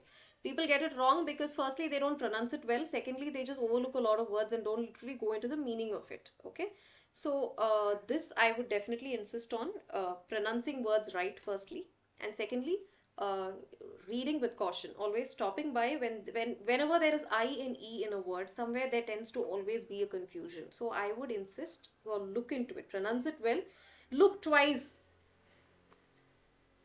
look twice into words, say supposing caution or fusion. Always look wherever there are these sorts of pronunciation, look for S and T. Whenever there's I and E, always try to pronounce it well firstly, and secondly look for the order. Should it be I first, should it be E first, how it is spaced? Because here also, if you do this well, you can get 4 marks easily into your kitty, because again 1 to 2 questions is definitely expected every year out of this. Okay, Hindi में spelling mistakes तो हम ये बहुत lightly लेते हैं, क्योंकि हम tomorrow, right, ये सब हम बहुत ज़्यादा यूज़ करते हैं कि हम इसका स्पेलिंग का भी कभी ध्यान नहीं देते. ठीक है, अब देखिए टुमारो का स्पेलिंग कभी कभी ऐसा दिया जाता है कि क्या है सही स्पेलिंग, TOMMRROW या टुमारो. देखिए अब ये गलत है, अगर इसमें एक्चुअली इसमें 2 M आनी चाहिए, तो ये तो मेरा मिस्टेक है पीपीटी में. पर हम कभी कंफ्यूजन में आ जाते हैं कि कौन सा सही है, क्योंकि हम इतना ज़्यादा इसे इस्तेमाल करते हैं कि हम ऐसा सोचते भी नहीं है कि इसमें से भी एक सवाल आ सकता है. ठीक है, और डेफिनेशन, अब एक और, ये 2 स्पेलिंग्स दी गई है यहाँ, डेफिनेशन और डेफिनेशन. तो कैसे हम इसे सही करें? पहला ये है कि हम अच्छे से इसका उच्चारण करना है. अच्छे से प्रोनाउंस करने से आधे से ज़्यादा प्रॉब्लम हट जाता है. ठीक है, ये तो आई थिंक 2016 में या 17 में ये पूछा गया था ये सवाल, और काफ़ी लोगों ने डेफिनेशन, क्योंकि डेफिनेशन हिंदी में जब बोलते डेफिनेशन है बोलते, ऐसे डेफिनेशन सही लग रहा है क्योंकि सही लगेगा ये सब. ठीक है, ऐसे बोलने में ज़्यादा, देखने में ज़्यादा डिफरेंस नहीं लग सकता है, बोल के देखे तो हाँ डेफिनेशन इसमें ज़्यादा फर्क नहीं है, पर ठीक ठाक उच्चारण करना. और ऐसे भी है कि जहाँ टी और एस, जहाँ जैसे कि फ्यूजन, कॉशन, ऐसे वर्ड्स जो है 2 बार देख लीजिए कि टी है या एस है, क्योंकि फ्यूजन में एस आता है, कॉशन में टी आता है. ठीक है, तो ये एक और जहाँ वर्ड्स रिपीट हो, अल्फाबेट्स रिपीट होता है, जैसे कि टुमारो में आर 2 बार आ रहा है पर एम 2 बार नहीं आ रहा है, तो जब आप पढ़ रहे हैं तो एक बार आप स्पेलिंग्स का भी ध्यान थोड़ा सा रख लीजिए, क्योंकि ये एक भाग है इसमें. ठीक है, और जहाँ आई और ई दोनों एक एक वर्ड में, एक शब्द में अगर दोनों आ रहे हैं, तो उसका भी ऑर्डर एक बार समझ लीजिए, आई पहले आनी चाहिए या ई.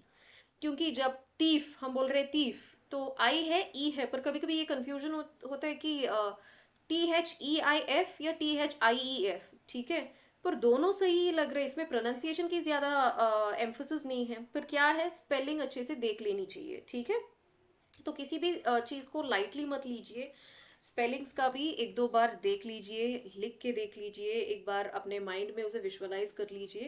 और ये कॉमन कॉमन मिस्टेक्स यहीं पे होती है, टी और एस और जेड और आई ई, या जहाँ दो अल्फ़ाबेट रिपीट, जैसे कि फिजर, प्रेशर, तो ये सब डबल एस आ रहा है, फिजर में भी डबल एस आ रहा है। तो कभी कभी ऐसा लगता है कि सिंगल या डबल, क्योंकि बोलने में ज़्यादा उसमें कुछ लगता नहीं है हमें, पर जब लिखने पे स्पेलिंग गलत हो सकती है, ठीक है।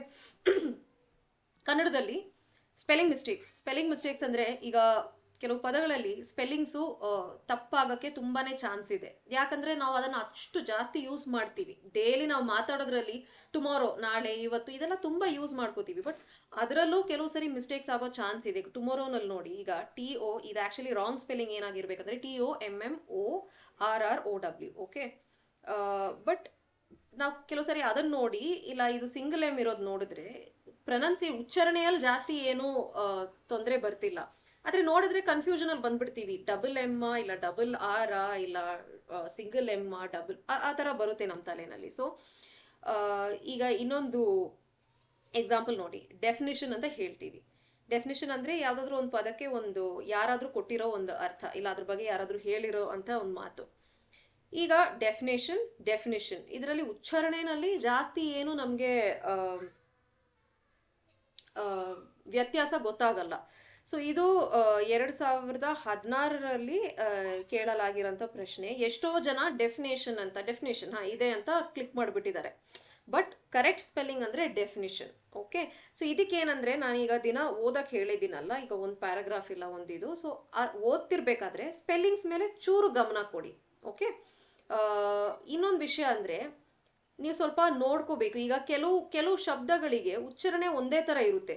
ಫ್ಯೂಷನ್ ಮತ್ತೆ ಕಾಷನ್, ಶನ್ ಬರ್ತಿದೆ, ಬಟ್ ಎಲ್ಲಿ ಎಸ್ ಯೂಸ್ ಮಾಡಬೇಕು, ಎಲ್ಲಿ ಟಿ ಯೂಸ್ ಮಾಡಬೇಕು ಅನ್ನೋದು ಸ್ವಲ್ಪ ನೀವು ಅದ್ರ ಬಗ್ಗೆ ಗಮನ ಕೊಡಬೇಕು. ಬಿಕಾಸ್ ಫ್ಯೂಷನ್ ಅಲ್ಲಿ ಎಸ್ ಇದೆ, ಕಾಷನ್ ಅಲ್ಲಿ TION ಇದೆ.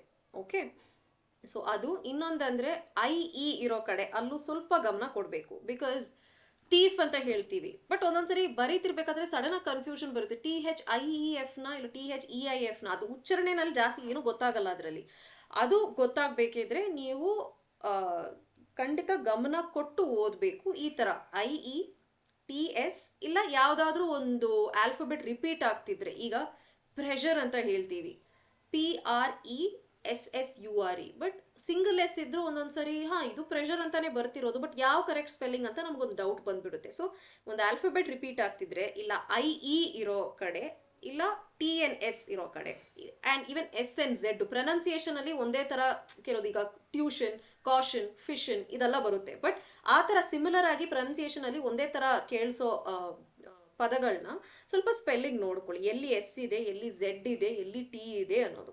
ஓகே, தமிழ்ல ஸ்பெல்லிங் மிஸ்டேக்ஸ் இது ரொம்ப காமனான ஒரு தப்பு, நம்ம எல்லாருமே செய்யறது தான்.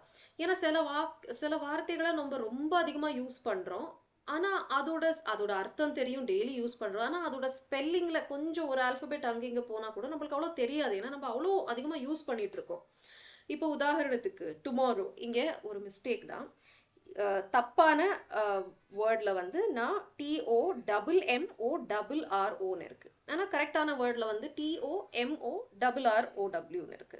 ஓகே, ஆனால் ரெண்டுமே படித்து பார்த்தா பெருசாக ஒன்று நம்மளுக்கு டிஃப்ரென்ஸ் தோணாது. நம்ம எப்படி சொல்கிறோமோ, டுமாரோ நம்மளுக்கு இதில் ஒரு ஸ்பெல்லிங் மிஸ்டேக் இருக்குன்னு கூட ஒரு வாட்டி நானே எக்ஸாமில் உட்கார்றப்போ எனக்கு தோணி இருக்கு, ஐயோ இப்படி இருக்குது, ஆனால் R டபுளா இல்லை M டபுளா இல்லை ரெண்டுமே சிங்கிளா இல்லை ஏதாவது ஒன்று டபுளா, இப்படி நம்ம தோணிகிட்டே இருக்கும் நம்மளுக்கு. சரியா, அதுக்கு என்ன பண்ணணும், ஃபர்ஸ்ட்லி நம்ம கரெக்டாக அதை ப்ரொனவுன்ஸ் பண்ணணும். சரியா, அது கரெக்டாக நம்ம வாயில் வரணும். அதில் கூட நிறைய இடத்துல நம்ம ஸ்பெல்லிங் கரெக்ட் பண்ணிக்கலாம். ரெண்டாவதுனா, இப்போ இங்கே பாருங்க, டெஃபினிஷன். ஓகே, டெஃபினிஷன் இருக்குங்க, அது ராங். டெஃபினிஷன் இருக்கு, அது கரெக்ட். ஆனால் படித்து பார்த்தா ரெண்டுமே ஒரே மாதிரி தான் காதுக்கு விழுது, ரெண்டுமே பேசி பார்த்தாலும் ஒரே மாதிரி வருது. ஆனால் அந்த டவுட்டில் வந்துடுவோம் நிறைய பேர். இது 2016 கேட்ட கேள்வி. நிறைய பேர் டெஃபினேஷன்னு இது டெஃபினேஷன்ன்றது கிளிக் பண்ணிட்டாங்க. இங்கே நம்ம கரெக்டாக அது ப்ரொனவுன்ஸ் பண்ணி தான் இந்த மாதிரி ஒரு கொஸ்டின் நம்ம கரெக்டாக எடுக்க முடியும். இப்போ டுமாரோவில் வந்து நம்ம இன்னும் கொஞ்சம் படித்து பார்க்குறப்போ இப்போ சில சில வாக்குகள் இப்போ சே டியூஷன், காஷன், ஃபியூஷன், ஓகே, எல்லாத்துலேயும் ஷன்னு வருது. ஆனால் ஃபியூஷனில் வந்து SION வருது, காஷனில் வந்து TION வருது. இந்த மாதிரி நம்ம சொல்கிறப்போ காதுக்கு சேமாக என்ன கேட்குதோ அது ஒரு வாட்டி நீங்கள் ஸ்பெல்லிங் பார்த்துருங்க. இந்த ப்ரெஷர் இல்லை ஃபியூஷன், காஷன், இதில் TION SION, ஏன்னா படித்து பார்த்தா நம்மளுக்கு கரெக்டாக தான் தோணும். ஆனால் அந்த ஸ்பெல்லிங்கில் கூட நம்மளுக்கு தப்பாயிடலாம். ஓகே, ஸோ இதில் வந்து நான் சில ஹிண்ட்ஸ் கொடுக்குறேன். இப்போ டபுள் ஆல்ஃபபெட் எங்கேயாச்சும் ரிப்பீட் ஆகுதுன்னா அது கரெக்டாக நீங்கள் பார்த்து வச்சுருங்க. ப்ரெஷர் இல்லை டுமாரோ, இங்கே டபுள், இங்கே R 2 வாட்டி வருது. ஓகே, அது ஒன்று. டபுள் ஆல்ஃபபெட்ஸ் இருக்கிற இடத்துல ஸ்பெல்லிங்கை கொஞ்சம் கவனமாக பார்த்துக்கோங்க.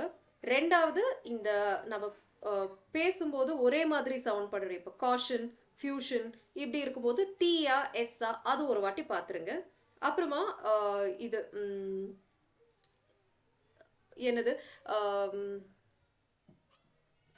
இந்த I and E வர இடத்துல கொஞ்சம் கேர்ஃபுல்லாக இருக்கு. ஏன்னா ஒரு வாட்டி தீஃப்னு சொல்லுவோம், ஆனால் எழுதுறப்போ தான் நம்மளுக்கு ஸ்ட்ரைக் ஆகும். THIEF இல்லை THEIF இந்த மாதிரி ஒன்று நம்ம தலையில் வந்துடும். சரியா? ஸோ அது INE இருக்கிற இடத்துல அதுவும் கொஞ்சம் ஸ்பெல்லிங்கை பார்த்துருக்கு, எது ஃபர்ஸ்ட் வரணும் எது அப்புறமா வரணுன்றது. ഓക്കെ, സോ இதுதான். ഇനി മലയാളത്തിൽ സ്പെല്ലിംഗ് മിസ്റ്റേക്സ് ഇത് വളരെ എളുപ്പത്തിൽ തെറ്റ് പറ്റാവുന്ന ഒരു ഭാഗമാണ്. കാരണം ചില വാക്കുകൾ നമ്മൾ ഒരുപാട് യൂസ് ചെയ്യുന്നു, ഒരുപാട് എന്നും യൂസ് ചെയ്യുന്നതായിരിക്കും, വളരെ സുലഭമായിട്ട് യൂസ് ചെയ്യുന്നതായിരിക്കും. അത്ര യൂസ് ചെയ്ത് നമ്മൾ ചിലപ്പോൾ അതിൻ്റെ സ്പെല്ലിങ് നോക്കാൻ വിട്ടുപോകും.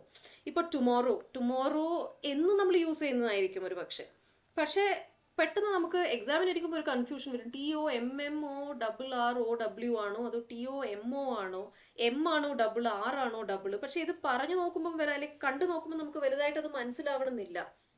അപ്പം ഇതെങ്ങനെയാണ് ശരിയാക്കുക? ഇത് ഞാൻ വായിക്കാൻ പറഞ്ഞിരുന്നല്ലോ, വായിക്കുമ്പോൾ തന്നെ ചില വാക്കുകൾ ഒന്നും കൂടി അതിൻ്റെ സ്പെല്ലിംഗ് ഒന്ന് നോക്കി വെച്ചു. ഒരുപാട് നമ്മൾ വായിക്കുമ്പം ചില സ്പെല്ലിംഗ് നമുക്ക് മനസ്സിൽ പതിപ്പിച്ച പോലെയായിരിക്കും. അങ്ങനെയാവുമ്പോൾ നമ്മൾ പെട്ടെന്ന് ഒരു ചെറിയ തെറ്റ് പോലും നമുക്ക് കാണുമ്പോൾ മനസ്സിലായി ഇതിൽ എന്തോ ഒരു പെശകുണ്ട്, ഓക്കെ ഇതല്ല, സ്പെല്ലിങ് തെറ്റായതായിരിക്കുന്നു. അപ്പം എത്രത്തോളം വായിക്കുന്നുവോ അത്രത്തോളം നമുക്കിത് നന്നാക്കി എടുക്കാൻ പറ്റും. അതേപോലെ 2016 17 ചോദിച്ച ഒരു ചോദ്യമാണ് ഡെഫിനിഷൻ. അപ്പം ഇവിടെ നോക്കൂ, ഡെഫിനേഷൻ എന്നാണ് ആദ്യത്തെ, അത് തെറ്റാണ്. രണ്ടാമത്തത് ഡെഫിനിഷൻ, ഇത് കറക്റ്റാണ്.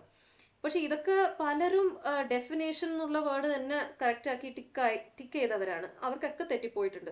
ഒന്നാമത് നമ്മൾ ഉച്ചരിക്കുന്ന വാക്കുകൾ ശ്രദ്ധിച്ച് ഉച്ചരിക്കുക. ഡെഫിനേഷൻ എന്നല്ലാതെ ഡെഫിനിഷൻ പ്രൊനൗൺസ് ചെയ്യുന്നത് വളരെ ഇമ്പോർട്ടൻ്റ് ആണ്. ഇപ്പം മലയാളത്തിൽ ഇപ്പം പലതും നമ്മളിപ്പം ഈ എന്താണ് കോഴ്സ് എന്നുള്ളത്, കോഴ്സ് എന്ന് വെച്ചാൽ പഠിക്കുന്ന ഒരു വിഷയം, ഒരു സ്ട്രീം, അതും കോഴ്സാണ്.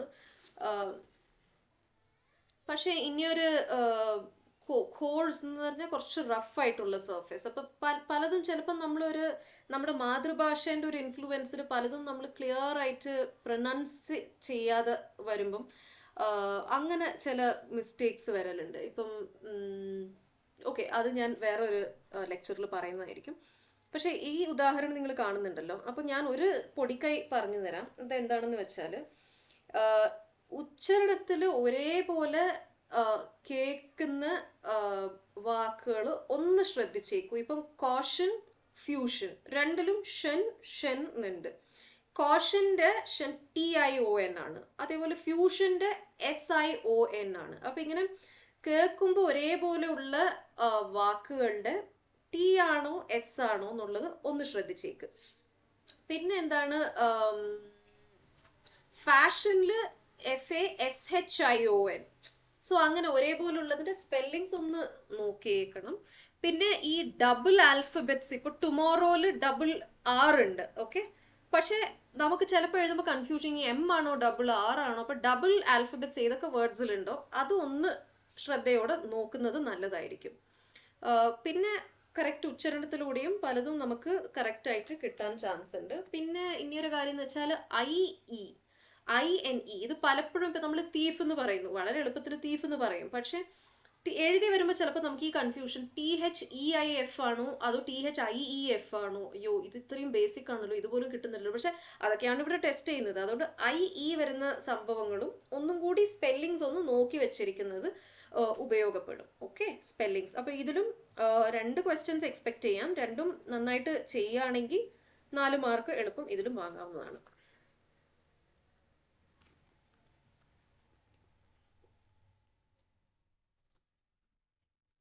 Coming to the second component, grammar.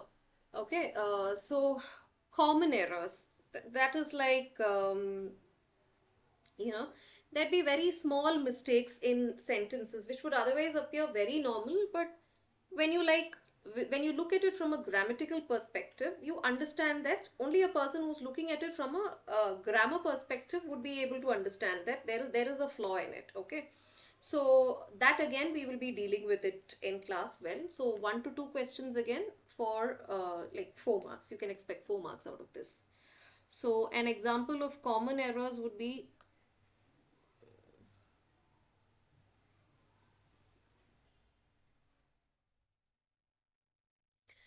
supposing the cat run fast. Okay, is there an error? That's what the question would ask. Is there an error? Should it be ran? Should it be run? Should it be running? Or no error option. So a person who knows grammar would understand that if running has to come, it has to be preceded by is. The cat is running fast. But run is the present tense. You cannot use it here. So the one who knows it would understand it. Okay. So that is basically how we would be dealing with the common error section. We'll be practicing a lot. Practice is key. The more we practice, the better we get. Let's not aim for perfection. Let's rather look for excellence. So we would be practicing a lot of questions on common errors in a way that you'll all be comfortable dealing with these sort of questions. Again, 4 marks. Yeah, you can expect about 4 marks here if you manage to sit through our classes and you can get these questions right. So what I'll do is I'll just explain everything first in English and then I'll switch to another language, because I feel otherwise it would be difficult for people of different languages to switch by. Okay. Second component, sentence improvement. Okay. 1 to 2 questions again for 4 marks. So what exactly is sentence improvement? Sentence improvement again. Certain questions would appear like it's fair enough, but then there is always scope for improvement in that. Example, if I say mobiles was not permitted in our college, you understand what it means. Basically means you shouldn't take mobiles to college. But then if you know grammar, you can improve it a little, right? If it is one mobile, you can say mobile was not permitted. But if it's a lot of mobiles, then it's not was, it should be were. Okay, so mobiles were not permitted in our college.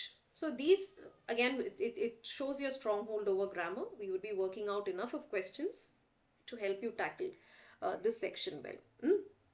Now the third component, please notice, voice. Okay, 1 to 2 questions again. Voices, active and passive voice. Okay, what exactly is active voice? Active voice is, I'll give you an example. Like active voice is, I am baking a cake. I am doing something actively. That is active voice. I am baking a cake. That shows I am in action. I am doing something. That is active voice. Okay. Passive, I am not important here. A cake is being baked by me. I am not active. I am not important. My identity is not important, but the cake rather takes my place. A cake is being baked by me. A cake is being baked by me. I'm gone. I'm not important there. Okay, so that is what active and passive is. Okay. The last component, narration. 1 to 2 questions again. So narration is basically narrating what was spoken by somebody else. Supposing I say like supposing my mom sends me to a grocery store and asks me to get something. So she says, Ria, go to the dairy and get 1 liter of milk. So I go there and can I tell him like, so uncle, my mom said, Ria, go to the dairy and get a liter of milk. That's not what I'm going to say, right? What am I going to say? I'm going to go and tell them like, uncle, I need a liter of milk, or my mom is asking for a liter of milk, or just give me a liter of milk, right? that is how I would be telling what my mother said. I would say, okay, my mother asked for a liter of milk. I wouldn't literally narrate exactly what she said. I wouldn't literally behave like her. Okay, that is what it is. Now Hindi में अब grammar विभाग में पहला component है common errors. ठीक है, common errors क्या है वो अच्छे से हम ग्रामर समझने पे ही हम ऐसे क्वेश्चंस को हम टैकल कर पाएंगे. वो क्या है कि अगर देखिए, ये टेंस जो है ना, या स्त्रीलिंग पुल्लिंग या सिंगुलर प्लूरल ऐसे है. अगर मैं ये भी कह सकती हूँ कि सीता गाना गाएगा. ठीक है, मोरलेस सब समझ सकते हैं कि अच्छा वो गाना गा रही है, पर एरर क्या है, वो स्त्रीलिंग है तो कुछ गड़बड़ है उसमें. तो सीता गाना गा रही है या गाना गाएगी ऐसे कहा जाता है. ठीक है, तो ये भी हम काफ़ी ज़्यादा प्रैक्टिस करके इसे परफेक्ट करेंगे. तो इसमें से भी आप 1 या 2 सवाल एक्सपेक्ट कर सकते हैं और 4 मार्क आसान से आप इसमें ले सकते हैं अगर आप क्लासेस को अच्छे से फॉलो करें तो. ठीक है, सेंटेंस इम्प्रूवमेंट. सेंटेंस इम्प्रूवमेंट क्या है, अब ऐसे कई क्वेश्चंस हैं जहाँ पे पढ़ने से बहुत सही लग सकता है, पर स्कोप है कि उसे और अच्छा बनाए. ठीक है, इसका भी उदाहरण हम एक्सप्लोर करेंगे हिंदी में काफ़ी ज़्यादा. इसमें भी 1 या 2 क्वेश्चन पूछा जा सकता है और 4 मार्क आप आसान से इसमें भी ले सकते हैं. ठीक है, वॉइस. वॉइस क्या है, एक्टिव पैसिव. एक्टिव वॉइस क्या है, अब मैं उदाहरण दूंगी. अब एक्टिव वॉइस में अगर मैं कहूँ कि मैं केक बना रही हूँ, अब इसमें मैं एक्टिव हूँ, मैं बना रही हूँ केक. ठीक है, तो यहाँ मुझे वो इम्पोर्टेंस दी जा रही है क्योंकि मैं केक बना रही हूँ, तो मैं इम्पोर्टेंट हूँ. ये है एक्टिव वॉइस. पैसिव कैसा है, पैसिव एक केक मेरे से बनवा रहा है या हाँ मेरे से बनवा रहा है. तो यहाँ मैं इम्पोर्टेंट नहीं हूँ, मेरे बारे में नहीं है, ये मेरा स्थान जो है वो केक ले लिया. ठीक है, तो एक्टिव में एक्टिवली मैं कुछ कर रही हूँ, मैं इम्पोर्टेंट हूँ, वो है एक्टिव. एक्टिवली अगर कुछ हो रहा है या कोई कुछ कर रहा है तो ये है एक्टिव. पैसिव में ऐसा बताया जाता है. ठीक है, ये भी हम काफ़ी ज़्यादा एग्जाम्पल्स वर्कआउट करने से ही हम इसमें परफेक्ट हो सकते हैं. ठीक है, वॉइस हो गया. अब नरेशन. नरेशन क्या है, अगर किसी ने कुछ कहा है तो वो हम किसी और से हम कैसे कह रहे हैं. अगर मेरी माँ मेरे से अगर कह रही है कि ठीक है लाडू, दुकान जाके टमाटर ले आओ. वो बोल रही है कि लाडू दुकान जाओ और 1 किलो टमाटर ले आओ. तो मैं क्या जाके दुकानदार से ऐसे बोलूँगी कि अंकल जी, मेरे माँ ने कहा कि लाडो तुम दुकान जाके 1 केजी टमाटर ले आओ. मैं ऐसे नहीं कहूँगी ना, मैं सिर्फ जाके कहूँगी कि अंकल जी माँ 1 केजी टमाटर मांग रही है, या अंकल जी मुझे माँ टमाटर पूछ रही है, टमाटर मांग रही है. ठीक है, तो ये है नरेशन. जो जैसे हम किसी ने कुछ जो कह रहे हैं हम इसे किसी और से कैसे कहते हैं बिना पास्ट टेंस वो मिस्टेक के, जो हम एक थर्ड पर्सन से हम क्या कैसे हम उसे कन्वे कर रहे हैं, ये है नरेशन. इसमें भी कई रूल्स है, ये भी एग्जाम्पल्स प्रैक्टिस करके ही हम इसमें भी परफेक्शन लाएंगे. ठीक है, इसमें भी 1 से 2 सवाल 4 मार्क आसान से आप एक्सपेक्ट कर सकते हैं क्योंकि हम बहुत सारे क्वेश्चंस हम सॉल्व करने वाले क्लास में, तो इसमें गड़बड़ होने की पॉसिबिलिटी बहुत कम है. ठीक है, ಕನ್ನಡದಲ್ಲಿ ಗ್ರಾಮರಲ್ಲಿ 4 ವಿಭಾಗದಲ್ಲಿ ಮೊದಲನೇದಾಗಿ ಕಾಮನ್ ಎರರ್ಸ್. ಕಾಮನ್ ಎರರ್ಸ್ ಅಂದ್ರೆ ಏನು, ಈಗ ಒಂದು ಕ್ವೆಶ್ಚನ್ ಇರುತ್ತೆ, ನೋಡಿದಾಗ ನಮ್ಗೆ ಅರ್ಥ ಆಗುತ್ತೆ. ಈಗ ನಾವು ತುಂಬ ಈಗ ಯಾರಾದರೂ ಒಬ್ರು ಪ್ರಧಾನ ಮಂತ್ರಿ ಬಗ್ಗೆ ಮಾತಾಡ್ತಿರ್ಬೇಕಾದ್ರೆ ಪ್ರಧಾನ ಮಂತ್ರಿ ಬಂದ ಅಂತ ಹೇಳಲ್ಲ, ಬಂದ್ರು ಅಂತ ಹೇಳ್ತೀವಿ. ಸೊ ಬಂದ ಅಂತ ಹೇಳಿದ್ರು ಅರ್ಥ ಆಗುತ್ತೆ, ಏನು ಅಂತ ಅರ್ಥ ಆಗುತ್ತೆ, ಬಟ್ ಅದರಲ್ಲಿ ಒಂದು ತಪ್ಪಿದೆ ಅಲ್ವಾ. ಸೊ ಅದನ್ನೇ ಕಾಮನ್ ಎರರ್ಸ್ ಅಂತ ಹೇಳೋದು. ಕೆಲವು ಮಿಸ್ಟೇಕ್ಸು ತುಂಬ ಸುಲಭವಾಗಿ ನಾವು ಮಾಡೋದೆ. ಸೊ ಇದರಲ್ಲಿ 1-2 ಕ್ವೆಶ್ಚನ್ ಕೇಳೋ ಸಾಧ್ಯತೆ ಇದೆ. 4 ಮಾರ್ಕ್. ಇದು ಕರೆಕ್ಟಾಗಿ ನೀವು ನಮ್ಮ ಕ್ಲಾಸಸ್ ಫಾಲೋ ಮಾಡಿದ್ರೆ 4 ಮಾರ್ಕ್ಸ್ ನಿಮ್ಗೆ ಸುಲಭವಾಗಿ ಸಿಗ್ಬೋದು. Okay, sentence improvement. Sentence improvement ಅಂದರೆ ಏನು, ಸೆಂಟೆನ್ಸ್ ಇಂಪ್ರೂವ್ಮೆಂಟ್ ಅಂದರೆ ಒಂದು ಸೆಂಟೆನ್ಸ್ ಹೇಳಿರ್ತಾರೆ ಇಲ್ಲ ಬರೆದಿರ್ತಾರೆ, ಓದಿದ್ರೆ ಅದೇನು ದೊಡ್ಡದಾಗಿ ಮಿಸ್ಟೇಕ್ ಇರೋ ಥರ ನಮ್ಗೆ ಅನ್ಸಲ್ಲ, ಬಟ್ ಭಾಷೆ ಚೆನ್ನಾಗಿ ಗೊತ್ತಿರೋರಿಗೆ ಅದನ್ನ ಇನ್ನೂ ಸ್ವಲ್ಪ ಚೆನ್ನಾಗಿ ಹೆಂಗೆ ಹೇಳ್ಬೋದು ಅಂತ ಗೊತ್ತಿರುತ್ತೆ ಅಲ್ವಾ. ಸೊ ಅದೇ ಸೆಂಟೆನ್ಸ್ ಇಂಪ್ರೂವ್ಮೆಂಟ್. ಇದು ಒಂದು ಎರಡು ಕ್ವೆಶ್ಚನ್ ಕೇಳ್ಬೋದು. ಇದು ನಾವು ತುಂಬ ಕನ್ನಡದಲ್ಲೂ ಎಕ್ಸಾಂಪಲ್ಸ್ ನೋಡ್ತೀವಿ, ಪ್ಲಸ್ ಹಿಂದಿನ ವರ್ಷಗಳಲ್ಲಿ ಬಂದಿರೋ ಎಕ್ಸಾಂಪಲ್ಸ್ ಕ್ವೆಶ್ಚನ್ ಪೇಪರಿಂದ ಕ್ವೆಶ್ಚನ್ಸು ಎತ್ಕೊಂಡು ತುಂಬ ಪ್ರಾಕ್ಟೀಸ್ ಮಾಡ್ತೀವಿ ಕ್ಲಾಸಲ್ಲಿ. ಸೊ ಸೆಂಟೆನ್ಸ್ ಇಂಪ್ರೂವ್ಮೆಂಟ್ ಆ ಥರ ನೀವು ಈಸಿಯಾಗಿ ಹ್ಯಾಂಡಲ್ ಮಾಡ್ಕೋಬೋದು. ಇಲ್ಲೂ 4 ಮಾರ್ಕು ಸುಲಭವಾಗಿ ನಿಮ್ಗೆ ಸಿಗ್ಬೋದು. Okay, voice. What exactly is voice? Voice ಅಂದರೆ ಹೆಂಗೆ ಹೇಳೋದು? ಈಗ 2 ಭಾಗ ಇದೆ ವಾಯ್ಸಲ್ಲಿ. ಒಂದು ಆಕ್ಟಿವ್ ವಾಯ್ಸ್, ಇನ್ನೊಂದು passive voice. Okay, active voice ಅಂದ್ರೆ ಈಗ ನಾನು ಒಂದು ಉದಾಹರಣೆ ಕೊಡ್ತೀನಿ ನಿಮ್ಗೆ. ಈಗ ಉದಾಹರಣೆಗೆ ನಾನು ಒಂದು ಕೇಕ್ ಮಾಡ್ತಿದ್ದೀನಿ, ಸರಿನಾ? ನಾನು ಆಕ್ಟಿವ್ ಆಗಿ ಮಾಡ್ತಾ ಇದ್ದೀನಿ. ಅವಾಗ ನಾನು ಮಾಡ್ತಿರೋದು ನಾನು ಅವಾಗ ಮಾಡ್ತಿರೋದು ಹೇಳ್ತಿರೋದು, ನಾನು ಒಂದು ಕೇಕ್ ಮಾಡ್ತಾ ಇದ್ದೀನಿ, ಸರಿನಾ? ಅದು ಬಂದ್ಬಿಟ್ಟು ಆಕ್ಟಿವ್. ಅಲ್ಲಿ ನನಗೆ ಪ್ರಾಧಾನ್ಯ ಇದೆ, ಅಲ್ಲಿ ನನಗೆ ಒಂದು ಇಂಪಾರ್ಟೆನ್ಸ್ ಇದೆ ಅಲ್ಲಿ, ಸರಿನಾ? ನಾನು ಕೇಕ್ ಮಾಡ್ತಾ ಇದ್ದೀನಿ, ನಾನು ಅವಾಗ ಮಾಡ್ತಾ ಇರೋದನ್ನ ನಾನು ಹೇಳ್ತಿದ್ದೀನಿ. ಆಕ್ಟಿವ್ ಆಗಿ ನಾನು ಏನು ಮಾಡ್ತಿದ್ದೀನೋ ಅಲ್ಲಿ ನಾನು ಮುಖ್ಯ, ಸರಿನಾ? ಬಟ್ ಪ್ಯಾಸಿವ್ ವಾಯ್ಸ್ ಅಂದ್ರೆ ಈಗ ಒಂದು ಕೇಕ್ ನನ್ನಿಂದ ಮಾಡಲಾಗಿದೆ, ಅದು ಇವಾಗ ಮಾಡಿರೋದಾ, ಮುಂಚೆ ಮಾಡಿರೋದಾ, ಇಲ್ಲ ಇನ್ನು ಮುಂದೆ ಮಾಡ್ತಿರೋದಾ, ಸೊ ಅಲ್ಲಿ ನನಗೆ ಮುಖ್ಯ ಇಲ್ಲ, ಅಲ್ಲಿ ಆ ಕೇಕ್ ಬಂದ್ಬಿಟ್ಟು ನನ್ನ ಜಾಗ ತಗೊಂಡ್ಬಿಡುತ್ತೆ.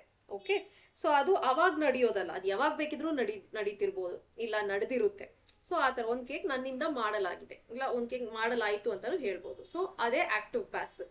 ನನಗೆ ಇಂಪಾರ್ಟೆನ್ಸ್ ಇಲ್ಲ, ನಾನು ಮಾಡ್ತಿದ್ದಿದ್ದು ಇಲ್ಲ ಬೇರೆ ಒಂದು ವಿಷಯ ನನಗಿಂತ ಇಂಪಾರ್ಟೆನ್ಸ್ ತಗೊಳುತ್ತೆ, ಅದು ಬೇರೆ ರೀತಿನಲ್ಲಿ ಒಂದು ಹೇಳೋದು, ಬಟ್ ಅರ್ಥ ಒಂದೇ. ಬಟ್ ಇದೇ ಆಕ್ಟಿವ್ ಅಂಡ್ ಪ್ಯಾಸಿವ್. ಇದು ಇಂಗ್ಲೀಷಲ್ಲೇ ನಾವು ತುಂಬ ಕ್ವೆಶ್ಚನ್ಸ್ ಡಿಸ್ಕಸ್ ಮಾಡ್ತೀವಿ. ಸೊ ಇದರಲ್ಲೂ ಆರಾಮಾಗಿ ನೀವು 4 ಮಾರ್ಕ್ ಪಡ್ಕೋಬಹುದು.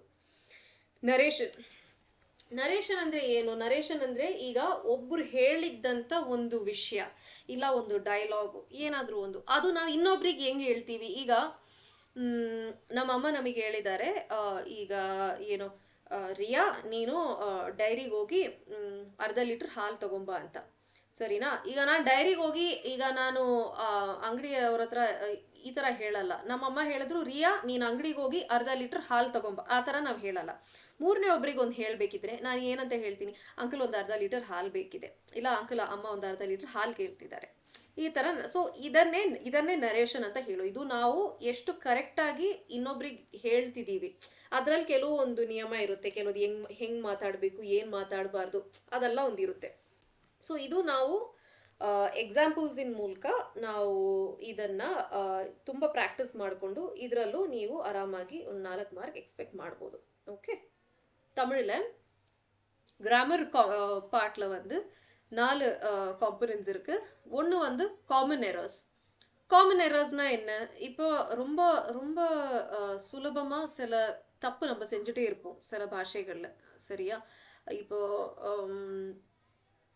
சில மிஸ்டேக்ஸ், இப்போ வந்து இப்போ ரொம்ப மதிப்பு கொடுத்து பேசுகிற ஒருத்தர் பற்றி நம்ம இப்போ சிங்குலரில் பேசுறது அப்படி அது ஒரு காமன் எரர் தான். ஆனால் அது படித்தா புரிஞ்சிடும், சரியா? இப்போ அப்பா வந்தான்னு நம்ம சொல்ல மாட்டோம், வந்தாங்கன்னு தான் சொல்லுவோம், இல்லையா? ஸோ ஆனால் வந்தான்னு சொன்னால் கூட புரியும், ஆனால் அது ஒரு எரர். அப்படி பேசக்கூடாது, நம்ம மரியாதை கொடுத்து பேசும்போது வந்தாங்க போனாங்கன்னு தான் சொல்லுவாங்க. ஸோ அது வந்து காமன் எரர்ஸ். இது கூட நம்ம நிறைய ப்ராக்டிஸ் பண்ணி இது நம்ம பர்ஃபெக்ட் பண்ணிடுவோம். இன்னொன்று வந்து சென்டென்ஸ் இம்ப்ரூவ்மெண்ட். சென்டென்ஸ் இம்ப்ரூவ்மெண்ட்னா இப்போ ஒரு சென்டென்ஸ் நம்ம ஒரு பாஷையில் நம்ம பேசுகிறோம், ஆனால் அதை விட இன்னும் கொஞ்சம் நல்லா சொல்லலான்னு ஒரு இது நம்ம மனசில் இருக்கும். ஸோ அதுதான் சென்டென்ஸ் இம்ப்ரூவ்மெண்ட்னு சொல்கிறது. இது இப்போ நான் என்ன எக்ஸாம்பிள் கொடுக்குறது இதுக்கு? இப்போ ஒன் வேர்ட் சப்ஸ்டிடியூஷன் கூட வச்சுக்கலாம். இப்போ அவ அப்படி இப்படின்னு சொல்கிறத விட சென்டென்ஸ் இம்ப்ரூவ்மெண்ட், ஒரே வார்த்தையில் எல்லாமே சொல்ல முடிஞ்சால் அதுவும் ஒரு சென்டென்ஸ் இம்ப்ரூவ்மெண்ட் தான். ஸோ இங்கே கூட 2 கொஸ்டின் கேட்க வாய்ப்பு இருக்குது. இதுவும் நம்ம கரெக்டாக ஃபாலோ பண்ணோன்னா 4 மார்க் இங்கேயும் வாங்கிக்கலாம். வாய்ஸ் ரொம்ப முக்கியம். Active voice, passive voice. Okay, இதுலேயும் 1 to 2 questions for 4 marks. Active வாய்ஸ்னா என்ன? உதாரணத்துக்கு ஆக்டிவ் வாய்ஸ்னா, இப்போ நான் ஒரு கேக் செய்கிறேன் சொன்னால் அது ஆக்டிவாக நான் இப்போ என்ன செஞ்சிட்ருக்கேன், நீ என்ன செஞ்சிட்ருக்கேன், நான் இப்போ ஒரு கேக் செஞ்சுட்ருக்கேன் இல்லை செய்கிறேன், அது வந்து ஆக்டிவாக நான் இப்போ நான் முக்கியம், நான் ஆக்டிவாக செஞ்சுட்ருக்கிறது தான் நான் ஒரு கேக் செய்கிறேன்றதோட மீனிங். ஓகே, பாசிவ்னா என்ன? ஒரு கேக் என்னால் செய்யப்படுது, அது எப்போ, இது இன்னும் முன்னாடி நடக்குமா, இல்லை இப்போ நடந்துட்டு இருக்கா, இல்லை. ஸோ அங்கே நான் வந்து முக்கியம் இல்லை, கேக் வந்து அந்த இடத்த எடுத்துக்கும். ஒரு கேக் என்னால் செய்யப்படுது. ஓகே, இதுதான் ஆக்டிவ் அண்ட் பாசிவ் வாய்ஸ். நரேஷன்னா என்ன? இப்போ ஒருத்தர் நம்ம கிட்ட சொன்ன ஒரு விஷயம் நம்ம இன்னொருத்தங்க கிட்ட எப்படி சொல்றோம்ன்றது. இப்போ எங்க அம்மா இப்போ என்கிட்ட சொல்றாங்க, ரியா நீ வந்து டைரிக்கு போய் 1 லிட்டர் பால் வாங்கிட்டு வான்னு. சரியா? அதை நான் அப்படியே கேட்டுட்டு டைரிக்கு போய் நான் கடைக்காரன் கிட்ட என்ன சொல்ல போறேன்? அண்ணா அம்மா சொன்னாங்க, ரியா நீ கடைக்கு போய் 1 லிட்டர் பால் வாங்கிட்டு வா. அப்படி நான் சொல்லுவேனா? நான் அப்படி சொல்ல மாட்டேன்ல. நான் என்ன சொல்லுவேன்? ஆனா அம்மா 1 லிட்டர் பால் கேட்குறாங்க. நான் என்ன சொல்லுவேன்? அம்மா 1 லிட்டர் பால் கேட்குறாங்க. இல்லை எனக்கு 1 லிட்டர் பால் கொடுங்க அம்மா கேட்குறாங்கன்னு சொல்லுவேன். ஆனா இதே மாதிரி நான் அது கன்வெர்ட் பண்றதுக்கு ஒரு சில ரூல்ஸ் இருக்கு. அது நம்ம நல்லா தெரிஞ்சுக்கணும். சரியா? ஸோ நரேஷன் கூட நம்ம நிறைய எக்ஸாம்பிள்ஸ் இங்க வந்து நம்ம ப்ராக்டிஸ் பண்ணுவோம். அண்ட் அது வச்சு நீங்க இங்க கூட ஆராம நீங்க டேக்கிள் பண்ணி நீங்க 4 மார்க் வாங்கிக்கலாம். ஓகே.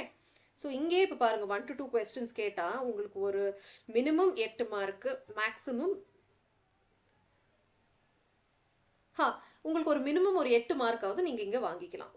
ஒரு கொஸ்டின் கேட்டா கூட ஒரு கொஸ்டினுக்கு 2ன்ற கணக்குல நீங்க வாங்கிக்கலாம். ஒரு மேக்ஸிமம் நீங்க இதுல ஒரு 16 மார்க்ஸ் நீங்க எடுத்துக்கலாம். 16 மார்க்ஸ்னா ரொம்ப பெரிய மார்ஜின், எஸ்பெஷலி காம்படிட்டிவ் எக்ஸாம்ஸ்ல. ஓகே, ஸோ நல்லா ஃபாலோ பண்ணுங்க கோர்ஸை.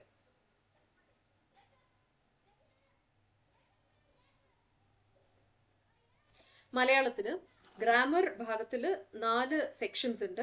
ആദ്യത്തത് കോമൺ എറേഴ്സ്. കോമൺ എറേഴ്സ് എന്ന് വെച്ചാൽ നമ്മൾ പല നന്നായി ഭാഷ അറിയുന്നവർ പോലും ചില വളരെ സാമാന്യമായ ചില ഒരു തെറ്റുകൾ സംഭവിക്കും നമ്മൾ ഭാഷ പറയുമ്പോൾ. ഇപ്പോൾ ഉദാഹരണത്തിന് ഇപ്പോൾ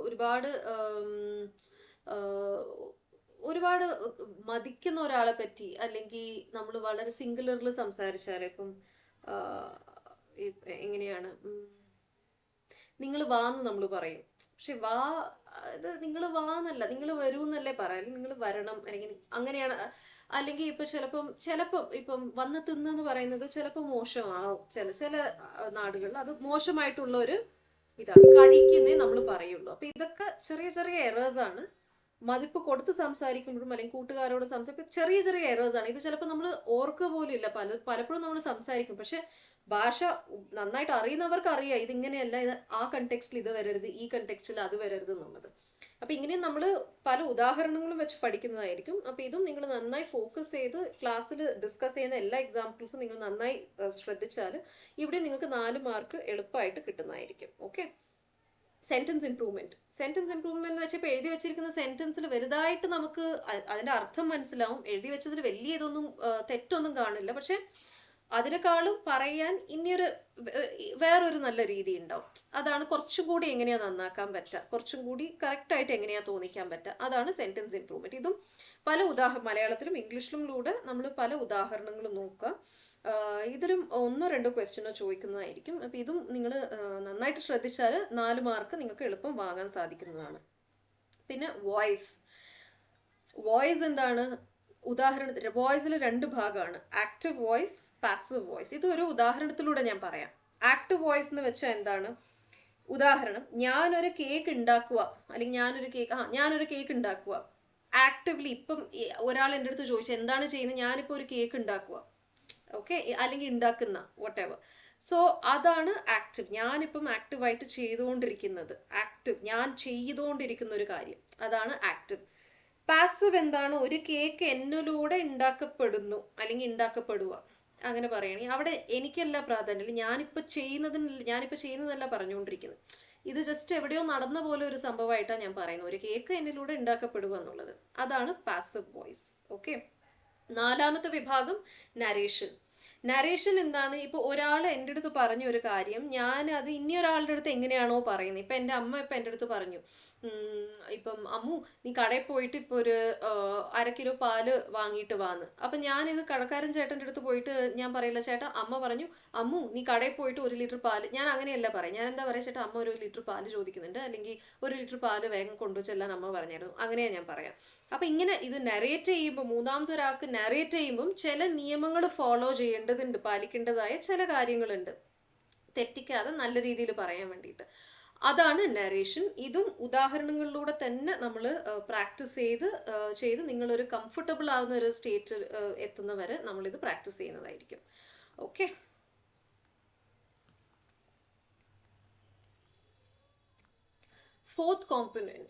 The third pillar, reading comprehension. Okay. So firstly, paragraph reading. I think I've already told you about reading comprehension, so there's not much left in it. So paragraph reading, as like I told you, the key here is to practice more and more. The more you practice, the better, the easier it is for you to answer this. So you would have to develop on good reading habits. You would have to read, on a daily basis consistently. The more you read, the more comfortable you would be. You wouldn't have to read a passage 4 or 5 times to keep answering questions related to that.